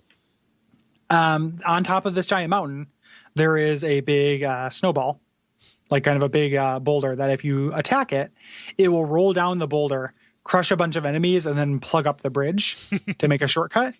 And it's real silly. Like it is bowling over a bunch of people with a giant snowball. It is exactly what it sounds like. Just create this little shortcut. Yeah, it's real goofy. I've heard a rumor, I don't know if it's true or not, maybe you guys would know, that you can do that if you have the hawk ring on, you can hit it with an arrow and knock it down from the bottom. Oh, wow. With That's awesome. like a great bow and the hawk ring, yeah. That's pretty cool. Just completely skip that entire area. If I didn't just go into New Game Plus, I would go try that. Yeah. Damn it. Yeah, that would be really neat. Like, Listen. yeah, we'll wait. Go do it now. Okay, guys, we'll be back in 25 hours. If speedrunners don't have to go get the knights, like speedrunners don't fight with any of the knights. So that would be a cool speedrun trick if that, I would expect to see that, but they don't. They just go and fight it solo bolo. Yeah. There's also a staff that you get at the end of the bridge. Don't use it. It is the slowest staff in the game. Yeah. Staff. It's like it's second slowest to the Chime of Screams as far as casting implements, but is the slowest staff. Mm-hmm. So not worth using, but very powerful, I guess. Yeah. But just it's not useful in combat. Going back through the walls, there's some kind of extra stuff we can do. So we can go to the turret room. Mm-hmm. Which one is the turret room, Kole? It's just like one of those big circular tower. Is this the room with the frozen mimic? No, is that what you mean? No, that's that's in the inner walls. This is one that's kind of out by the garrison, like the by the optional content bonfire. Gotcha. Yes, but this is just kind of like one of those circular tower rooms. There's a mimic in here. It's not the frozen mimic, and this mimic kind of contains, if you've been playing all the DLC in order, the last of the Katarina set. Mm-hmm. Hold on 1 second. I think your microphone might be doing things again, Alex. Oh, God damn it. Sorry, fellas. It's okay. It's okay.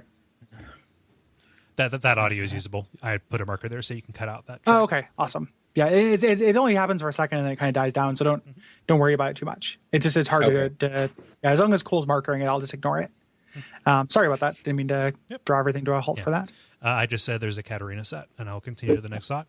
Yep. So I've heard people give the DLC static for making the Katarina sets too available, which seems weird to me. It's because they regret all the time they wasted grinding for it. Oh, okay. Like it is the kind of it like I don't get it either. Like to me, just because I would never do that. I don't like a lot of the problems with Dark Souls 2 and with the DLCs in particular that people have are solved by me by just not grinding. No. I don't do that. The little thing at the end with the Ilium Knight souls or the Ilium Lois souls, I just didn't do it. Yeah. Like I was just like, okay, like I'm just not going to do it. I don't need to have everything. I'll just look and see what the things are online. And then it was, hey, it's fixed. I see it as a demerit. But to me, like making them available isn't the demerit. The fact that you had to grind for them in the first place is a demerit. Right. And this is them rectifying a mistake. Yeah. What is the reward for grinding out for a Katarina set? Like, how good about yourself do you feel when you finally get it, really? You get to dress as a big fat dude. Which is great. No one hates that. Yeah. But, like, if you spend, 5 hours or something grinding out this thing. Yeah, it's a mentality I don't know. Yeah. I don't get. Like, I would never do it. Yeah. I wouldn't take it away from somebody who does want to do it. No, it's fine if you like it. I will. You guys are wrong. Well, From did. Yeah. So you're right there with them. Yeah. I was just curious. I suspected that was the answer, but there are some sides of the community that I just have no insight into. Yeah. So. Yeah. I thought the theme of the show was going to be you guys explaining this stuff to me. Right? Yeah. Well, I explained why they're mad. I just can't explain. It still doesn't make sense to me. Yeah. I can't make it. I can't make you into that mentality. And again, I don't mean to take it away from everybody. I'm not trying to talk shit about that.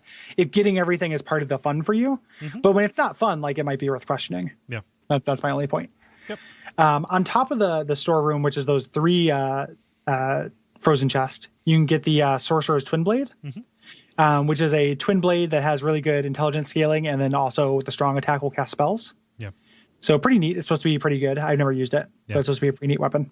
This is at least the second item in the DLC. Previously, the Pilgrim's Spontoon, that is a regular weapon that acts as a catalyst. Yeah, which is pretty neat. Like it continues the trend of varying up PvP builds. Yeah, encouraging those fighter mage Yeah. kind of things. You go to the Zelda torch door, and that opens up this cave with this like crazy amphitheater with retainers on the outside of it. And at the end, or within, there are 2 flexile sentries. Yeah. Kind of guarding things. Which, Like again, just- the flexile Yeah. sentry, kind of a thing. It was weird Yeah, when just- it showed up in the Shaded Woods, but at least there it was close to Aldea, so... Yeah, now just like, I don't know why you're here, buddy. Just on loan from the Aldea collection, as per usual. You want to get you're going here to get the Garrison Ward key to open up the optional area. But more importantly, to get the Bone Fist, Yep. which is rad as hell. Did you get this, Alex? Have you played with this thing? I haven't used it. Oh, man, now at least put it I on need for to a use this little bit. Bone Fist. It gives you a kung fu moveset. Like all of your moves turn, like your running attack is a jump kick. Like everything It's turns amazing. into awesome. Yeah, everything turns into this like badass melee kung fu set. Gary, It's really cool. tell them what happens when you power stance. You Hadouken. You're kidding me. No. God damn it, that is amazing. So, Yeah. New Game Plus, go back again, get the second one. Yeah. Or you can grind for it in the optional area. If you the enemies that are in the optional area can drop it if you are a phantom, but they won't drop it for you if you're a host. Okay. So you can go So- there and if so you go new- there, help out a few times. New Game Plus, go back and get the second one. Yeah. And then you're power stancing the Bone Fist and you're rad. They do ridiculous amounts of poise damage for how quick they attack. It's a really cool weapon. It's really fun. Yeah. I mean, and that's a carryover from Dark Souls 1, the Dragon Bone. Yeah. This is just, it's more so. Yep. Like it just changes the entire moveset. And like this moveset was in previews of the game and people were like, oh, they cut this from Dark Souls 2 forever. And then it just shows up in the third DLC kind of thing. Pretty rad. Fantastic. Yeah. Yeah. If you go up to where that invisible elite knight was, you can also use the Ferris device to get Durgo's hat, which extends your bow range. A little Which I underwhelming. love that thing. Oh, okay. Cool. Yeah, and it looks cool. It looks really cool. It looks like a pork pie hat. It has like a thing on your eye. Oh. So you put it on and you become this like... Wait, am I thinking of the right thing? Go ahead. Yeah, I'm not sure. I imagine Cole's looking it up now. Yes. And we'll clean it up in post. I can't remember if it has a thing on the... I just remember looking at it from the back. I didn't get a close look at it. Yes, it does have like a little armature that hangs over the eye. Yeah, it makes you look like this like crazy cyberpunk like archer thing. Like it's almost like you're the Yul Brynner in Westworld after. It's very cool. Nice. I'm glad Yul Brynner made it. into an episode. It's been a long 2 years, guys. But yeah, pretty great. Kind of continue through inside the inner walls. You eventually get invaded by Castaway Witch Donna, which is kind of neat. What is that? Castaway Witch Donna. Yeah, like from accounting. Yeah. Like Castaway Witch Donna from accounts payable. Yeah, she's joined by Archer Janice. Yeah, Archer Janice from the temp pool, and really nice. Archer She Archer keeps Kirk the a bowl of intern. candy on her desk. Yeah. So people will talk to her. Yeah. Poor Castaway Witch Donna. I'm on to you, Donna. Yeah. And she will silence you. And then she has a golem around her, which she kind of uses as a bodyguard, which is cool. Yeah, this is tough. It took me like 3 or 4 tries to take her down. Yeah, she's hard. Yeah. Your reward is another Lois Knight, Yep. of course. And something we're not talking about is how the second go around in this is aided a little bit by the fact that there are shortcuts opening up. Like there are doors that only open from one side. We're going to see that here in kind of this next this next run up. But we're not calling out a specific one. It's just because this long sprawling walk that you took before all of a sudden is kind of like truncated. Yep. Yeah. The last Lois Knight you find kind of in the inner wall, back where you had the frozen mimic, who unfrozen now returns to his form, relying on you to recognize something is different here. Yeah. I was expecting when I came back there for him just to be walking around. Oh yeah. I was really disappointed that he wasn't. I thought that would be a cool twist. Like he got he was frozen in his transformed state and he just decided to like kind of stalk the hall. Think about what that means for the person who was like, somebody was saved by the fact that everything froze over. He was in the until they process died. Yeah. You know, yeah. They In were the saying, future, 'cause they'll there's pull. a corpse in that room too, isn't there? Maybe. I think there probably is. Like there's corpses in almost every room. Yeah. Yeah, that's true. Eventually you stop noticing them. I like the idea of everything getting frozen and them extracting the mimic DNA, and in the future, some like mad scientist making mimic park, and just all these kids go through and just like some boxes are fine, some boxes are mimics. Welcome to Mimic Park. Treasure chest DNA. Yeah.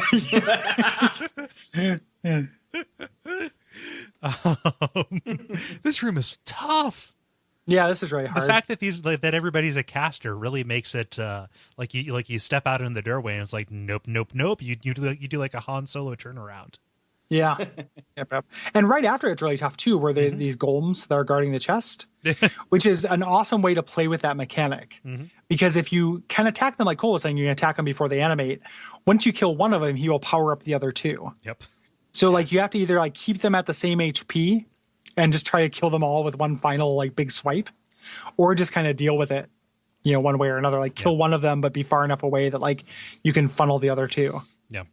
Even if they're not, gigantic in size, their attacks can basically fill a room. They have tremendous reach. So having two of them in such a limited space will make your life really, really difficult. Yep. Yeah. Inside this chest is the curved Nil Greatsword, which, for all intents and purposes, is Shiva of the East Murakamo. Yeah, looks just like it, except it's got a different kind of mechanic, which is kind of cool. They found out through testing. It scales in power based on what new game you're on. So maxing out at new game +9, it gets to maximum power. So Man, pretty cool. That is playing through a video game a lot of times. Lobos right now is doing like his just like slow playthrough of new game through like he got a subscriber milestone, is just going up through new game +7, and each new game just doing a different build. And he's just kind of been doing it whenever he has off time. And then like on my YouTube feed, it'll be like uploaded part 56. Lobos, slow playthrough of Dark Souls 2, new game +1 through new game +7. Wow. Yeah. That man. Yeah. He's some call him a hero. I doff my cap to him. Yeah. That guy's incredible. Also just like the nicest dude in the world. Hey, I'm right here. You're the nicest dude in North America. I'm comfortable with that. Hey, I'm right here. The nicest guy in Texas. That could be true. Okay. Yeah. The nicest guy in Lobos' living room. Yep. George W. Bush is like, hey. Gary, you just made the president sad. That's fine. War criminal. Wow. Kind of hard-hitting political opinions you come to Bonfireside Chat for. Gary Butterfield taking a stance. Yeah. Yeah, like highly controversial stance that George W. Bush is a monster. So. I'm the one who gets the email, Gary. Sure, he might be a monster, but wouldn't you like to have a beer with him? No. I don't want to like talk sports with like that dude. Sounds awful. No, that was why he got elected. Do you not remember that? Did that joke? I do remember it, but it was perplexing to me then. Yeah, he's a recovering alcoholic. You couldn't have a beer with him. Yeah, it sounds awful. Fair. Yeah, I'd like to have a quick toot at the yellow snort with him. I'd like to take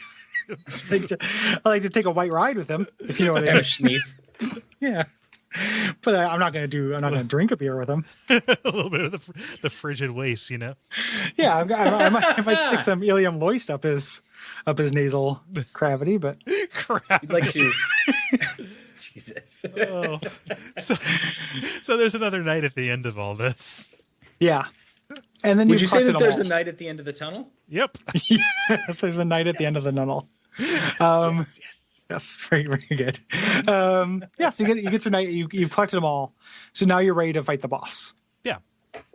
Which requires you to go back to the cathedral in order to make your final stand.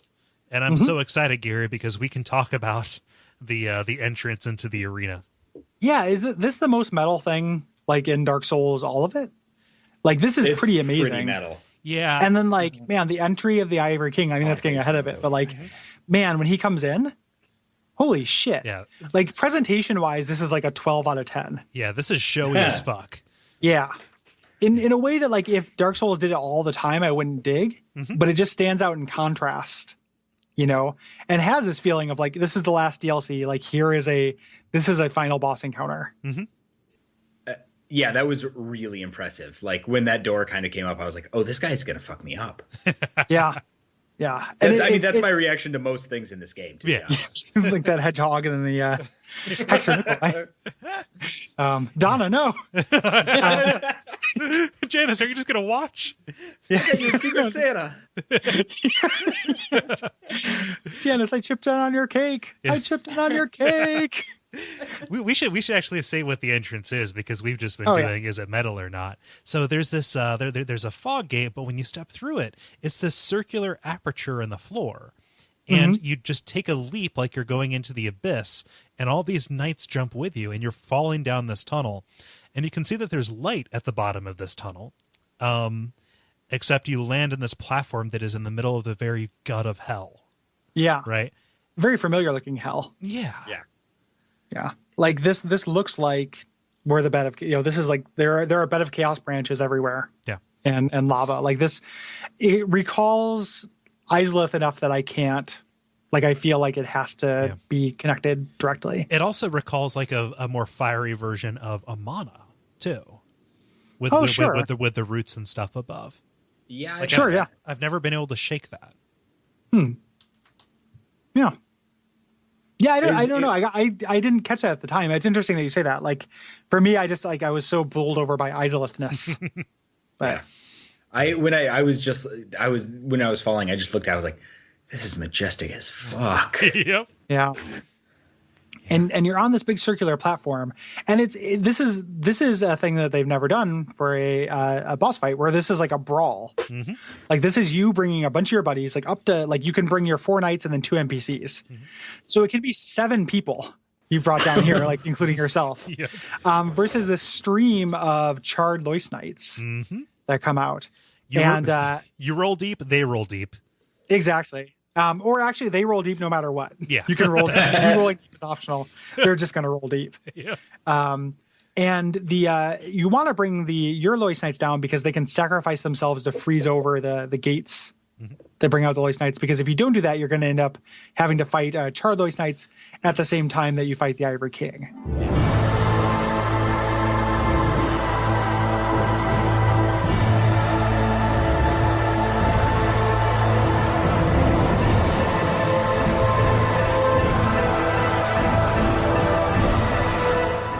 So this is a, like horde mode. It's a tremendous like overture to what the actual fight is going to be. Mm-hmm. And I can't say enough about the reveal of the charred Ivory King. Right, like when just like that the field of light just raises up between those 2 pillars, and just it turns into a door, and he walks out, and it's one of those. He walks out on a glowing platform of fire. Mm-hmm. Like if you look at it really closely, like there's like a little red carpet that gets rolled out of flame, like of glowing redness. But the action doesn't stop. Yeah, he doesn't walk out. He struts out. Yep, he does strut out. He owns this place. He does. And the actual fight with him is really good too. Like he's false alarmed. Yeah. And we've already fought a false alarm, and this is false alarm, which is cool though, because that fight's really good, and this one has an entirely different environment. So like his moveset is not so tricky. Like he's not that interesting. Like a one-on-one fight with him would not be so interesting. It would still be good. Like it'd be a fair duel style fight. But the whole point is this is happening in the middle of a battlefield, and you have to have brought enough help to where you can actually duel this guy in the middle of this kind of raging chaos. Yeah. Which again, just like I'm always going to be happy when Dark Souls does something they haven't done before. And this is for sure something that the game has never done before. So this is amazing to me, because it wasn't until I played this that I, realized Dark Souls 2 proper doesn't really have a climax. Mm-hmm. No, it does not. You have the reveal of, Vendrick, which is a very effective anticlimax. Like you think that you are walking into something majestic, and it turns out to be, tragic instead, which kind of supports a little bit of the theming. Like this is I didn't realize that I was missing this in my life until I experienced it. Yeah. Mm-hmm. Yeah. And it's the Souls games have done weird things. Like Demon Souls 1 has the fight with False King a lot, which does feel like a climax. Dark Souls also has a weird kind of structure to it. As far as climax, where like you could argue like the climax of that game is Ornstein and Smo, and running into but that happens halfway through the game. So like that's kind of weird too. This is the first time we've had like an actual, like it feels video gamey in a way that if Dark Souls did it all the time, I would dislike, like I said before. But the fact that it's like kind of giving me this weird little like over the top spectacle for once in the series, I'm pretty into it. Yeah, and also they built up to it. It feels like they earned it. I agree. We've established, just how like what a huge threat this chaos is. When throughout the entire rest of this kind of chapter in the series, we've been fighting, against the dark, right? Yeah. It's been this one zoomed in look at this one corrupting force. But if you remember from Dark Souls 1, there are lots of corrupting forces that each take their own, their own shape, right? Mm-hmm. And so, like, there are multiple factors that kind of just like have been ripening over the course of this entire DLC, and maybe like parts of the game, proper, to actually bear some fruit that just really, really is satisfying. It's like the best possible way they could have, like, if somebody was like, "Oh shit, we forgot about the chaos," like, what do we do? It's like the best, most elegant way of patching over that. Like this, it's really satisfying. Like it makes like all of the DLCs kind of have a weird, like the second one is most connected to the main game, it feels like, but they all have their own kind of standalone stories. Yeah. And this one has the most kind of traditional satisfying arc to it. Yeah. Like, yeah, I'm way into it. And like the just the presentation, like will stick with me for, for forever. I always hate saying stuff like that. Like, when Earth died, I knew I'd remember it forever. But the truth is, I probably will remember that forever. That just doesn't mean that much. Right. There are lots of things I remember forever. Like, when I first memorized my social security number, I knew I'd remember it forever. Like, not that big a deal. Yeah. But this probably will stick with me, is what I'm trying to say. Yeah. Yeah. It is sticky. It is resonant. I don't know what to make of it, like in terms of the greater cosmology, because we have the chaos elsewhere. Like this is represented. Yeah. With the lost sinner. Right? So the lost sinner, tried to restart the flame, and there's almost nothing to that. Like we know that to be true, but they don't elaborate on that at all. Right. Right? Like I was trying to square this with the lost sinner too, and that's like, we keep just like, well, maybe they'll answer in this. I would love it. Like one of the things I think they're going to try to do is clean up the story in the main game a lot during Scholar. And I hope they clean up that and don't try to justify it with this. Right. Like, I don't think it needs to be connected. Yeah. Like, to me, this stands on its own as like there was this serious threat in the world. We've been dealing with a fallout of Manus, in the past. Because regardless of where Dark Souls 2 takes place and where Drangleic is, everyone accepts that it is later. So like chronologically it's in place. We know that we're dealing with Manus and the fallout from that. There is also this huge other fuck up. Yeah. And this, as kind of like somebody came across that and built this kind of civilization, or this the city, to kind of that served as a gatekeeper and then was ultimately corrupted by it, is a standalone satisfying narrative to me. That I can make fit with the rest of the series, as long as I ignore the Lost Sinner stuff. Yeah. So I'm hoping, and to me that stuff is so much like less satisfying. Like I like the Lost Sinner, but I can't figure out where it stands. Yeah. Like we don't know who built that prison. He was probably one of the least interesting, like, major figures in the game, the Lost Sinner. Yeah, or at least like least developed. Like we know that. So that the Bastille, like we think Drangleic, that's where Vendrick kept his undead. We know that stuff. But why the Lost Sinner is there, why it is by Belfry Luna, all of those things, like, we don't actually know. There's like good guesses out there, but it's not, it is not very contained in a way that this is, and it makes me prefer this. Yeah. Yeah. So I'm going to ask this question, and it's going to sound like I have an agenda behind it, but I really don't. Did the Holocaust happen? No. Does this necessarily did we make the moon landings? Does this necessarily have to be Lost Izalith, Or is the chaos something like the dark in that it is a force that can kind of be kindled and, you know, set aside? Could something similar pop up if at a later point in history somebody else tried to relight the first flame and create a very similar set of circumstances?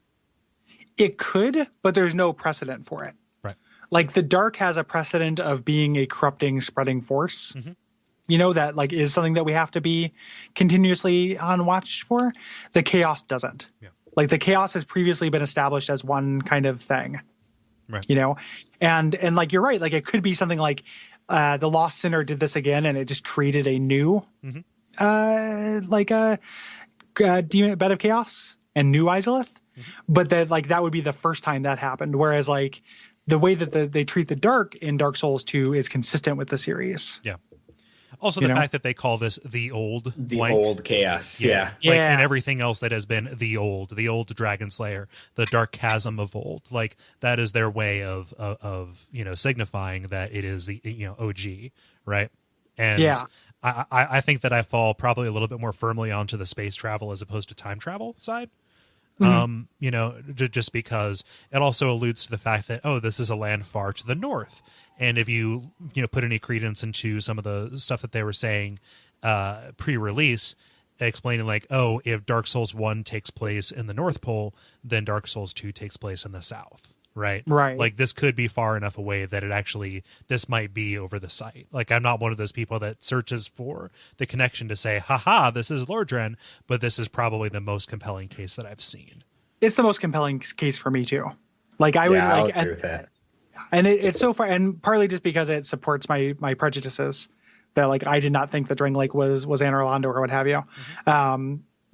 Because if this is moving back to, you know, this is to the north and it's near Ferosa, which we know to be a separate kingdom. Right. You know, and if that is over where Lost Izalith is, which is over Anor Londo, like this has a better case for being the area from Dark Souls 1 than anything I've seen in the game so far.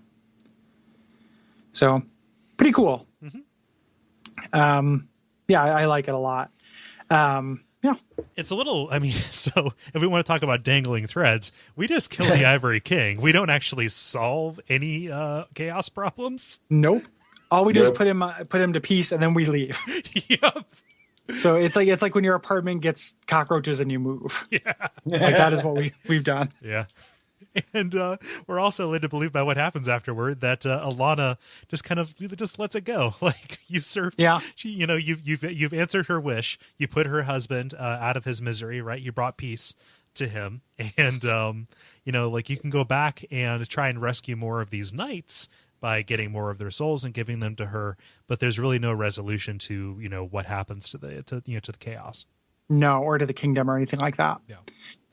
Which is kind of like you can't really do that. Like that's not a thing that happens in Dark Souls. Like they couldn't be like the sun comes out and then there's just NPCs walking around everywhere. Yep. like blink sleepily. Yeah, that would be amazing. Hello, Bosmer.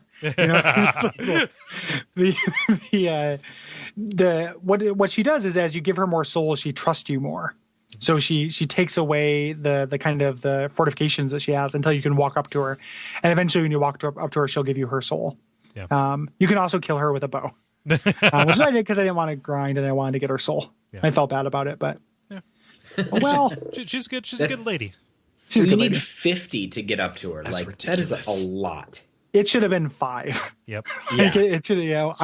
I'm willing to I would put an hour into that. Yeah. Because they don't drop every time either. You could go down there, kill the 3 or 4 people that pop up, not get any, and have to do it all over again. Their drop rate is higher when you are summoned help. Mm-hmm. So it is kind of meant to encourage you to stick around and help other people with this like cool brawl that you were just in, which I kind of get, but the number is still too high. It also the odds of these dropping lowers if you're wearing anything that raises item drop because it makes them drop gear instead. Oh yeah. It's funny that for all intents and purposes, this is a covenant. Yeah. Right? Yeah, like you're turning in covenant rewards. Yeah, it's like, servants of Aslana or something like that, right? Huh. And the ultimate reward is to get to see her skimpy ass clothes. Yeah. And her sad posture. Yeah. And also a katana that will heal you and those around you. Yeah, which is pretty cool. Yeah. That's Yeah. very cool. Yeah. And out of the Ivory King's soul, you can make two things. One of which is his sword, which is really fun, which is the great sword, and then the other one is a lightsaber. So you can get out of this game very easily, becoming somebody who can do Hadoukens and use a lightsaber. Like come out of this DLC, it's pretty crazy. Wearing a gigantic treasure chest for a head, Yep. and a huge fat body, like it's nuts. Yeah. But let's get to demerits. Let's talk about the frigid outskirts. Oh, Jesus. So full disclosure, I bounced right off of this. I got killed by an ice horse, and I was like, "Fuck this." Well, yeah, I can't blame you. It is the worst boss run up in Dark Souls history. Like and no joke. Like it is so there's no way to do this quickly, and there's no way to like I couldn't figure out a way to even do it like consistently. Like I would go down there. So you ride a coffin down this like fun little slalom. And you get down to this area and there's a blizzard going on. Which I think is kind of cool. Like it's like a cool idea. Yeah. You know, they're messing with your visibility. I wish they hadn't done it so much better in the shady woods. Mm-hmm. You know, where like I like that visibility fuck. This is like every once in a while they're just whiteouts. You don't really know where to go or what's down here. It's huge, huge, huge. You can just kind of see a ruin in the distance. And that's all there is like this string of ruins. If you're pointed in the right direction, when the snow clears, you can see a ruin in the distance. Yeah.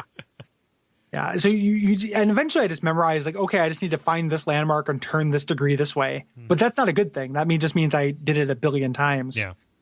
That's attrition. Yeah, exactly. It wore me down. I despawned all of the horses in this thing. That's amazing because there are lots of them. Yeah. Like they spawn. They're not necessarily there. They spawn when there are blizzards. Mm-hmm. Well, no, like, they're only visible when there are blizzards. Yeah. Because I mean they're there regardless of which. So there are like a set number, but there are a lot of them. Mm-hmm. Yeah. And these like cool thunder mares. Yeah. That you're fighting. They look like the horse colossus. Here's the thing. They look like evil Santa's reindeer. Just bringing it on back. True. That's true. Adding the whole, putting it all together, the grand Santa Claus theory of the Santaverse. Yeah, the Santaverse. The Ivory King is Santa. You can make a case for Vendrick and Gwen. Yeah. All Santa-like in their countenances, and no one's ever seen the Ivory King's face. Yeah, he never lifted his helmet in public. It's true. Also, he sneaks in at nighttime, so you're asleep. Exactly. he comes down your chimney. I'm so happy. Like I was worried that we were not going to have like our usual holiday episode. Like we did Parasite Eve and such, and we were gonna do. I won't say what we were gonna do for WAF before Morrowind ran over. But this is our Christmas episode on the network. Yeah, that makes sense.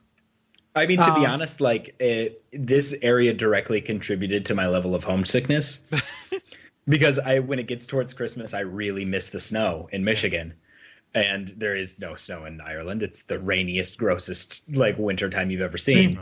And so I would just play through this, and I'd be like, "Oh, isn't it so lovely? Ah, fuck, I'm dead."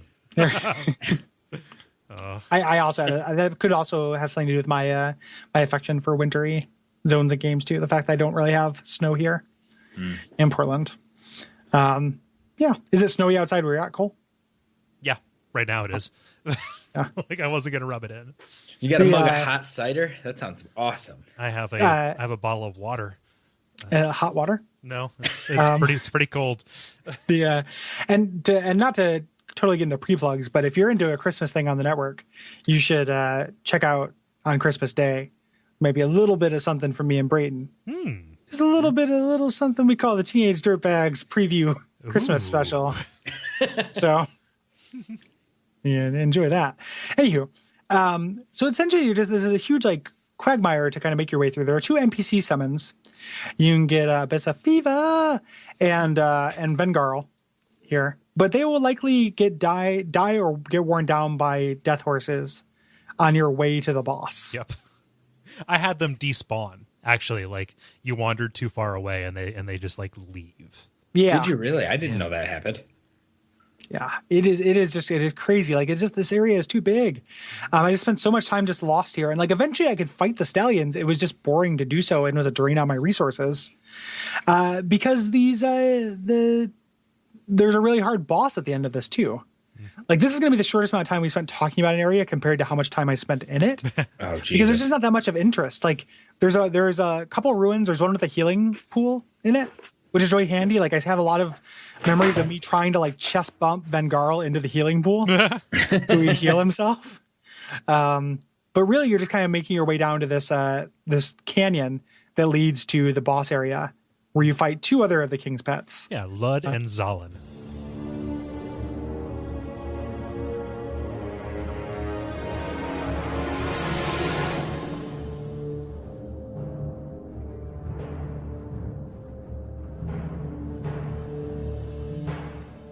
Yep. Who are just two Evas. Different let's color. start. One's black, right? Yep. I think they're both black, aren't they? Yeah, they're both darker. I'm colorblind, so one might be like dark purple or something. I didn't notice it, but like they are dark. Yeah, they're different colored pets. And the main one, and depending on how many people you have with them, Zalin joins in like a certain percentage of the way through, and when one of them dies, the other one gets supercharged. And that's it for these guys. Like, they're pretty much just if you like to fight an Ava, here's two Avas. Except for that I had no trouble with Ava, and I cannot beat Lud and Zalin to save my life. Well, part of it just has to be the lack of morale for making that 20-minute fucking slog every time. Like, that's what it got me. Is like, man, I could do this. Like, if I could just have a bonfire outside this door, like, I feel like I would get this pretty quick. But I ended up beating it, but I was so mad at the end.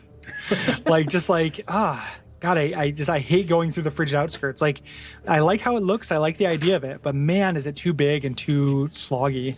It's almost if they did this kind of of the snow effects in the actual castle, it might be great, because then you could still see the walls and stuff. So you'd sort of still know where to go even when it was white out. You'd have orientation. Yeah, like play with your visibility a little bit, but not totally occlude it. Yeah. Yeah. From a lore perspective, this is the only black mark that we can see on the Ivory King's human rights record. Yeah, and it's not even that bad compared to hunting them people for sport. Yeah. Yeah, because Lud and Zalin are there to mercy kill exiles that they send out to certain death in these ways. Yeah. So like, if you can make it through the waste, if you don't want to freeze to death, you can go get killed by cats. Like, neither of which sounds great. Cool. Yeah, to me, you can get cool for cats. I would choose to just not die, but that's just me. Like, if I had my druthers, I would prefer to not die. You got to get on the Ivory King's good side. Is that why Castaway Witch Donna's so angry? Did she fight her way back? I guess, yeah, she is a castaway. Huh. That could be. I don't know. That is a totally reasonable explanation. Because that is your reward for beating Lud and Zalin, is a teleporter that brings you back inside the city. So like, I mean, that's mechanically, it's like, okay, fine. But also like in the game thing, it's like, if you can actually make it through here, you kind of think of it as this trial. Like, if you can make it through the frigid waste and get past my pets, then you can make your way back into the city. Trial by ordeal. Yeah. So maybe that's what happened. It would be so much better if instead of giant killer cats, it was like a pug and a corgi. Yeah. Then super easier to get past those pets. But like morally more difficult. I couldn't kill a pug or a corgi. No, you could not. Well, murder nature's most beautiful creatures. Yeah. And it was just like, you just have to resist petting them until you freeze to death. It's like the end of The Shining. Yep. Or like that one part in God of War where you're going through hell and your daughter's hanging on your leg. Like the corgi's just like jumping up on you and trying to get pets, and you have to just keep pushing like tap X to push the dog off so you can get to the teleporter. Do a quick time event to avoid rubbing his belly. His little belly. Oh, they'd probably be like Burmese mountain dogs. Yeah, if it was really those are great. What the hell is a Burmese mountain dog? They're cool. They're big beast dogs. They're they're awesome. Look at pictures of them. They're like as tall as a lady. Yeah, they're ridiculous giant. Well, how tall is this lady though? No, I mean they're a tall lady. About dog height. Yeah, about the size of a corgi.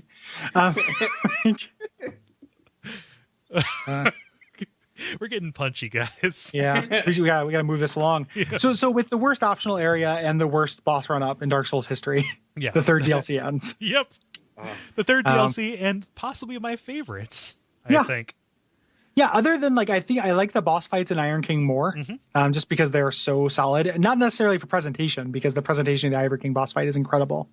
But they like mechanically, like the feel of my controller, I like Sir Alon and the Fume Knight more. Environmentally, I think this is the most striking and most like just pleasant for me to be in. Yeah. So, like in retrospect, this makes the Crown of the Sunken King worse, I think. Yeah, like a little bit of the shine is off the apple on that one. It's still great. However, it's kind of hard to like. It doesn't stand up to either of these. Yeah, and especially visually. Like it's so kind of just brown and ugly, at least for the first half of it. Like I actually like Sunken King a lot once you get inside the temple. Prior to that, though, like that part is not as impressive to me now. Yeah.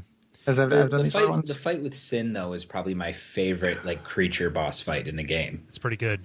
Yeah, it's that fight's so really, much really fun. good. It's the only time like you fought a dragon and it behaves like a dragon. Like it really feels like a dragon, you know?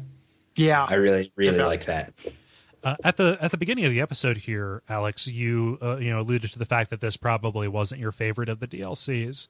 Can you expound upon that now that we've spoken about it? It was really just we kind of talked about it a little bit throughout, but I just got so sick of fighting those half frozen night things to when I was going through the castle again. Like I was just like, I get it.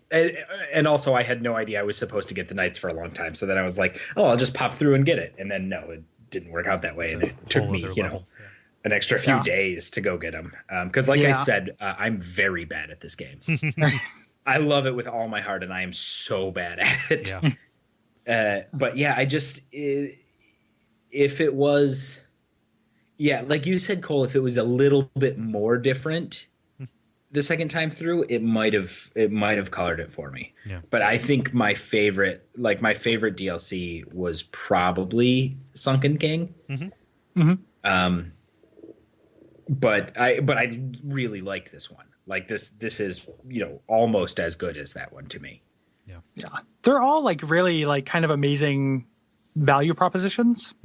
Like I feel like there's such good chunks of content, regardless of which, and the best stuff that's in the game. Like it's kind of weird that like the best levels from Dark Souls 2 are these DLCs, which is like part of what makes me really excited about Scholar of the First Sin is because like I feel like From recognizes some of the things that make Dark Souls 2 not as powerful as the first one, and they're doing what they can do. Either through like DLC, like there's probably like I have an essay somewhere in me of like DLC as apology. Because like that happens with this, like it happens in a big way in BioShock Infinite. It happens in Dishonored too, where like developers will do DLC as kind of this like, hey, we know we kind of fucked up. Here's what we would have done with unlimited time, and after having heard the criticism. And like that sounds like it's a bad thing, but it's not. Like I like the idea of companies trying to do better and recognizing when they fucked up. Sure, they understand they have a relationship with their fan base. Yeah. It's an evolving thing. Like it's not, just like, it's not like I've written this piece of art, it has to stand above criticism. It's more like, well, you know what? I wish I would have thought of that. Or like, oh, well, you know what? I would have liked to have had, this kind of different level design, but we kind of ran out of time. Yeah. And there's no way to play test these games to the extent that they will get played by people once they're released. Yeah, or in the same way they're looked at. Like other games don't have like what we do or what Vadi does or what Lobos does. Right. Like the Souls community is nuts. So like they can't really account for that when they're making the game. What I think makes these successful is that they're actually able to embrace the episodic structure. Because, if you look at each of the individual spokes in Dark Souls 2, where you spend the majority of the time, going down, to the Iron Keep and the Gutter, each of those are kind of individual short stories about different parts of this kingdom, right?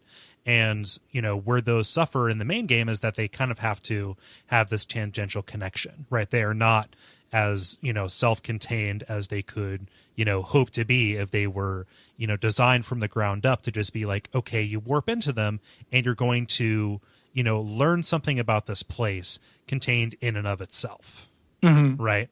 So the fact that they were able to embrace that short story structure kind of makes these feel, I don't know, more of a whole than anything else in the main game, and that's where it succeeds for me. Yeah, I can see that. Like they would have preferred, because that kind of grand cohesion, it's evident that wasn't something they were super interested in from the start, and it's been lobbied as a criticism against Dark Souls 2 since the get-go. Like I miss the big interconnected world and stuff, but like that was never something they wanted to do, I feel like. Right. Which, like, right, wrong, or whatever, that's the choice that they wanted to make. And I think you're absolutely right. Like this supports that, as opposed to feels awkward, like an awkward fit with it. Mm-hmm. So yeah. Totally. Right? Yeah, 7 out of 10, pretty good. We're worth checking out. Give me my highest score ever, C-. I'm pretty into it. I'm really interested in Scholar of the First Sin, obviously because of what we do. But like, I'm very curious to see how that will adjust. Just like some the of the idea of stuff. you being like, I'm very indifferent to Scholar of the First Sin. I know. Maybe I'll pick it up or not. Who knows? I'll pick it up on sale. I'll download it if I have the space. Yeah. I'll download it if I want to clear out some of my MP3s. Yeah. If my mom doesn't need to use the computer, I'll give it a shot. Yeah, if I can jump on AOL real quick. What are we doing next time, Cole? Next time, we are doing the Throne of Want and kind of the wrap-up endgame stuff, which is a futile task because most of the conclusions we draw are either incredibly uncertain or will be invalidated in 2 months. So, yep. Well, we're going to give it a shot. Yep. If you're listening to this and you're like, why didn't they talk about what happens when you get all the crowns?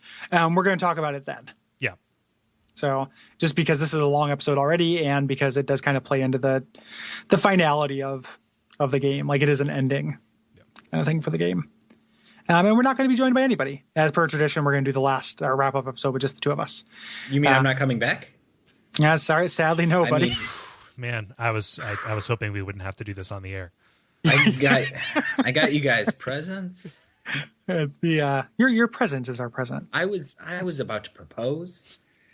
Your proposal is our proposal, Alex. Yeah. No, we do appreciate you joining us, and maybe Bloodborne comes around if you're going to pick up. You got a PS3. How are you going to jump from PS2 to a PS4? But if you did, Madness. Yeah, if you did, I've never owned a PlayStation in my life, so how am I going to jump from nothing to a PlayStation? A PS0 to a PS4. If you end up playing Bloodborne, though. Or do you guys want to do a Crash Bandicoot podcast? Less than anything. In the highlights, cool borders, Jet Moto, Yeah. Yeah. Incredible Crisis, Courier Crisis. Crisis on Infinite Earths. Yeah, the Crisis, that would be the podcast. Yeah. If you do end up playing Bloodborne, though. Yeah, I would love to. That'd be fantastic. Thank you guys very much for having me. I've really, really enjoyed it. Yeah, absolutely. Where can people find you on the internet? You can find me on Twitter at jalex. You can listen to my podcast, There You Are. It's at thereyouarepodcast.com. You can also, just give me a call. My phone number is 00353 87. Wait a second. I never remember with the country codes. It's always very confusing. Is this for real? Yeah, that's the real beginning of my phone number. Yeah. I didn't do the just rest figure out of what the last 7 are, and then you can. Oh no, it would be the last 6 because you have to drop. It's very confusing with country codes. Yeah, I've never understood it. Yeah. Yeah, it is recommended. You should check out that podcast. You do that with Dan Tsai. Yep, I do that with my buddy Dan Tsai, and we're working on. Like I said, we've kind of fallen off updating it very regularly, but we are in the process of developing a new project. So keep an eye out for that as well. Yeah, and Dan is awesome. So I've met Dan a few times, and he's a super cool dude.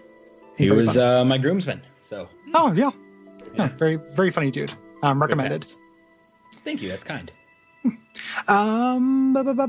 And if you want to tell us what your kind of culminating theories are about Dark Souls 2, or you have corrections on this episode, you can get in touch with us at Duckfeed.tv/contact. Mm-hmm. What else can they do, Cole? We have a very active Facebook page. It's facebook.com/bonfiresidechat. Give us a like there and participate with the other cool fans of the show. Yeah. And if you want to get the show a day early, or if you just want to support us because you like what we do, if you go to patreon.com/Duckfeed.tv, you can kind of support the whole network. We do a bunch of other shows for the network, and we really like doing it, but it does help us, helps it not cost us money, and is going to help us buy like Bloodborne and stuff. Because as much as I was giving Alex shit, like I was not planning on getting a PS4. I am going to get a PS4 for Bloodborne the same way I got a PS3 for Demon's Souls, which I more or less got for this show. So it's not like I took no enjoyment out of it. You know, obviously I want to play those games, but it is nice to have some support in making these major purchases because I am a poor college student. And can't really afford it on my own. So thank you, everybody who has done that, and thank you if you're considering doing that. Also, because this is the last episode of the show before Christmas and, you know, whatever holidays you're going to be celebrating, please be safe and have a good time. Yeah, absolutely. Like, we don't care how you celebrate, the winter, but if before Winter Man comes down from his Crimbus cave, make sure that you are not drinking and driving. Yeah. And stuff. I saw somebody, there was like a preacher on campus last week, and he had a sign that was about the war on Christmas that had a picture of Santa Claus and Jesus Christ arm wrestling. And it said like the war on Christmas, which side will you take? Like, God, who do you even root for? Yeah, I don't know. And like, it's just like, I really wanted to like stop and talk to him about it and pick it apart. But then like, he was a campus preacher, so there's nothing I want to do less in the world. And but I just want to be like, you don't take sides in arm wrestling. Like I don't. And also like this picture is really ambivalent. They both look really badass and like. Yeah. And they're also figures that people like. Like, there's no bad guy there. Yeah, like nobody dislikes Santa. Yeah. I mean, I guess like if you really hate like any kind of what is it, the secular definition of Christmas, maybe you don't like Santa. Yeah, if you really hate Coca-Cola. Yeah, and polar bears. God, nobody hates those things though. Like, we're just describing the best stuff. If you really hate puppies, Press X not to rub belly. Yes, he's got a belly. Yes, he does. Yes. Like, does he have a belly? A ... B. Yes, he does. Like, I'm gonna go and make my corgi twine game. Right now. Does he have a belly? Is he a good boy? It's called Who Wants Pets? Yeah. So what should they do until next time? They should seek misery so this world might be mended. Umbasa. Thank you for participating in that stupid outro. Yeah, that's awesome. Not everybody does that. Really? Yeah, well, I mean, they do usually because we'll kind of make them, but so some people will just kind of sit there and be quiet. There'll just be silence until they realize they're expected to do something. Yeah. I listen to this show. I know how it works.